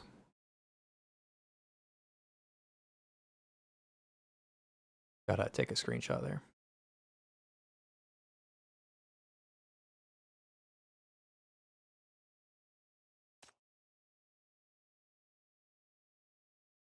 Yogi stands by the lake, seeking solace from the emptiness of the evening. He always attempts to envision it as the sea, but each time her feet touch the water, harsh reality clashes with the brutal clarity, shattering her illusions. I have a job opportunity. Would you be interested in hearing about it? What kind of job? Oh, never mind the job for now. You still remember me? It's Shen, isn't it? As the woman slowly raises her head, Pilvia's pupils contract sharply in recognition. Her memories burst open like a floodgate, fragments of the past rushing back to her consciousness. That storm-ravaged night, the research vessel striking the reef, the perilous voyage, everything comes rushing back with startling clarity. Oh, they even name-dropped Shen in the fucking Mirage. I did not know they fucking name-dropped her. Holy fuck. It's me. I was part of the crew on the research vessel that almost went underwater. You saved us back then. I'm Shen. Ilgia's voice quivers. It has been ages since she willingly spoke to anyone. Why did you give up the life you had? I had no choice. The sea is too dangerous. I have to stay on land. Oh? Too dangerous. And how did you manage to save us during that calamity and guide the research vessel to safely to port? She pauses, her gaze resolute and soul-piercing. I need you, the finest diver in the world. For years, she has not felt the touch of seawater. Even the salty sea breeze exists solely in her dreams. You must have the person wrong. I'm not.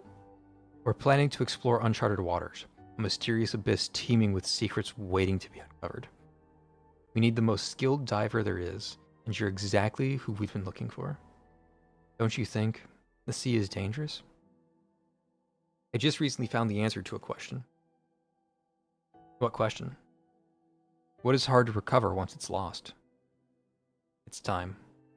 No, there's another answer to this question. It's a chance to return to the sea. More than that, it's a chance to return to the real sea. A long-lost spark ignites in Pilgia's eyes, as if something deep within her has finally awakened to life once more. The cold, dark waters drown out all sensations and emotions impartially. After all the drifting and churning, the bottomless sea still calls out for her name.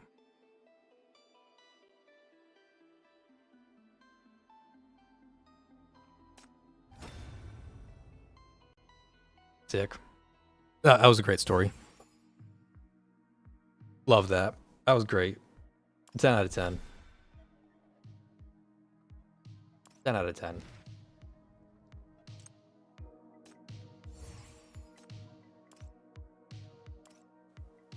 Have you forgotten that I'm a smuggler?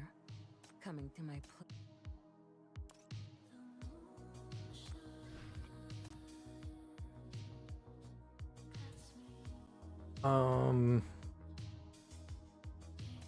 Can't keep up. Wasn't I supposed to get like a... Oh no, Mirages, they just give you the hypercubes for each stage of the Mirage. It's the interrogations, you have to collect the hypercubes elsewhere. Yeah, 100, 100, 100. Okay, so I already got the 400 hypercubes. Yeah, Raven, that was a great story. That was great. 10 out of 10. Lovely.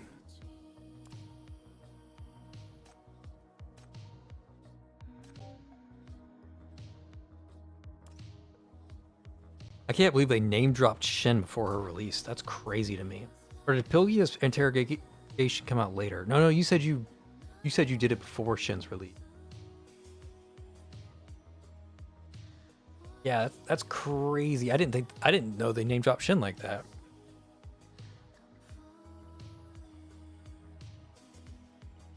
Yeah, how are we looking on arrests, by the way? Oh, we're looking really good. Really, really good. I mean, the Millie stuff went well, so... We had a rough time with Shin. Shin kind of robbed our coffers a little bit. But we're looking good on pulls, so we'll be able to get Synex. That's easy. Then the question is, do we have enough to like go crazy on the anniversary banner, or are we just being like... we're just taking like the S0s and S1s? I'm hoping I can go like really deep on Augustus, because I like Augustus. I also like the suit that we're getting for Chief. I'm going to be like twinning with Augustus. That'll be fun. Let's do Clockwork for a bit. Or Steampunk, whichever one you want to call it. That was really good.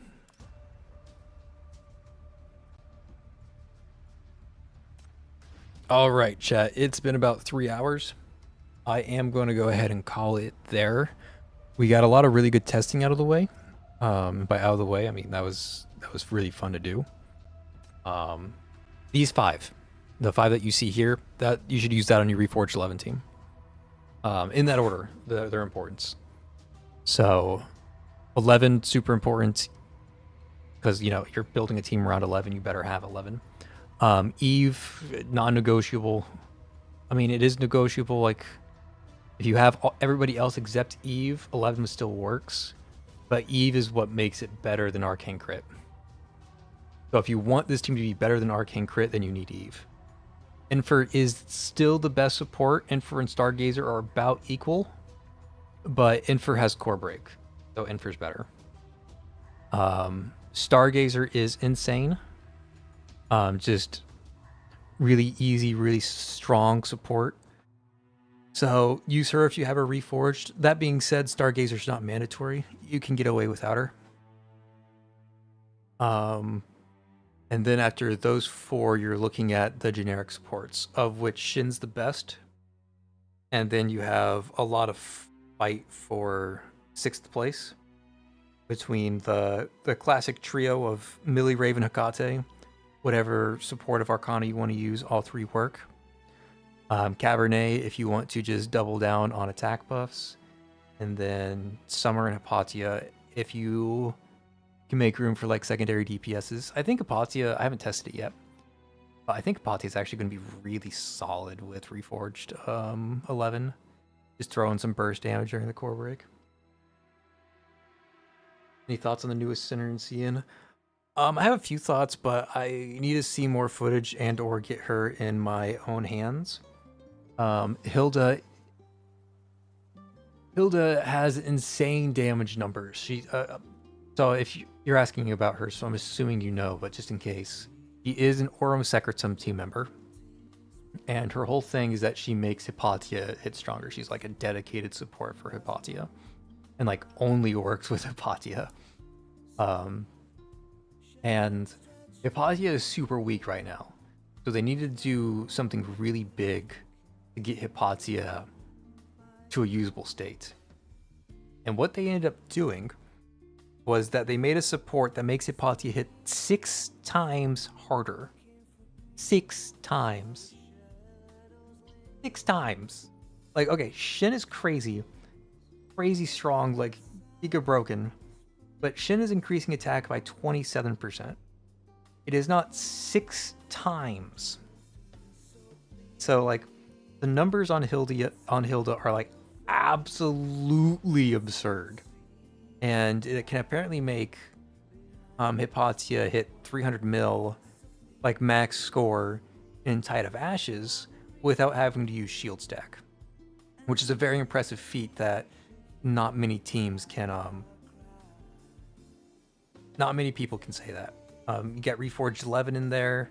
Arcane Crit can't do that, for instance. Like Arcane Crit does not hit 300 million without shield stack. So the idea of Hypatia being better than Arcane Crit is very intriguing. The concern that I have there is that to get to that 6 times number to reach like the maximum potential of Hilda, it takes a long time to stack all of Hilda's buffs, like a really long time. So I'm worried that Hilda's not going to be too effective in Dark Zone or like shorter stages, and that Hilda's going to be restricted to the longer stages. But I haven't seen it. I haven't seen enough footage yet, right? So Hilda, she's ridiculously overpowered in like long game modes when paired with Hilda, or when paired with Hypatia. Like Hilda Hypatia, absolutely broken. But I don't know how it performs in BFL or shorter game modes. I don't know if it's like equal. I don't know if it's worse. I don't know if it's better. I don't know enough for like the shorter game modes yet. For longer game modes, yeah, absolutely Hilda's broken. The question is how viable Orm's Secretum will be for Dark Zone. It is clear good for long battles, but Dark Zone, I don't know. Yeah, same boat. I'm in the same boat as you. Like I've seen Hilda numbers pop up at like 260k or 270k, but again, I haven't looked into it enough to know if we're talking like, is it 270k with level 90s? Because it's pretty easy to hit 270k with level 90s with like an Arcane Crit team. Yeah, that's not that big of a deal. Or is it like somebody who's just like playing on double speed and mashing all their buttons as fast as they can, and they're still getting 270k? Like those are two different things, right? If you're just playing on double speed and mashing buttons, hitting 270k, that's really impressive. But yeah, we'll find out. We'll see with more footage. At the very least, she has a niche, but she might just be like really strong in general. We'll see. Yeah, again, I'm gonna call it there. I'm gonna head out. I'm gonna grab some lunch. I will catch you guys later. Hit the like button, the subscribe button, the join button, the share button. There's buttons. Click all the buttons. Click the links in the description. Just click all the YouTube buttons, and we'll be back later in the week to finish the Phantasm event. And then I'll probably end up collecting Reforged 11 footage for the Reforged 11 video off stream. I'll be clearing the ROTD, stuff like that. Probably redo the EX stage, the EX boss fight to show just how powerful 11 can be there and all that kind of stuff. So we'll see.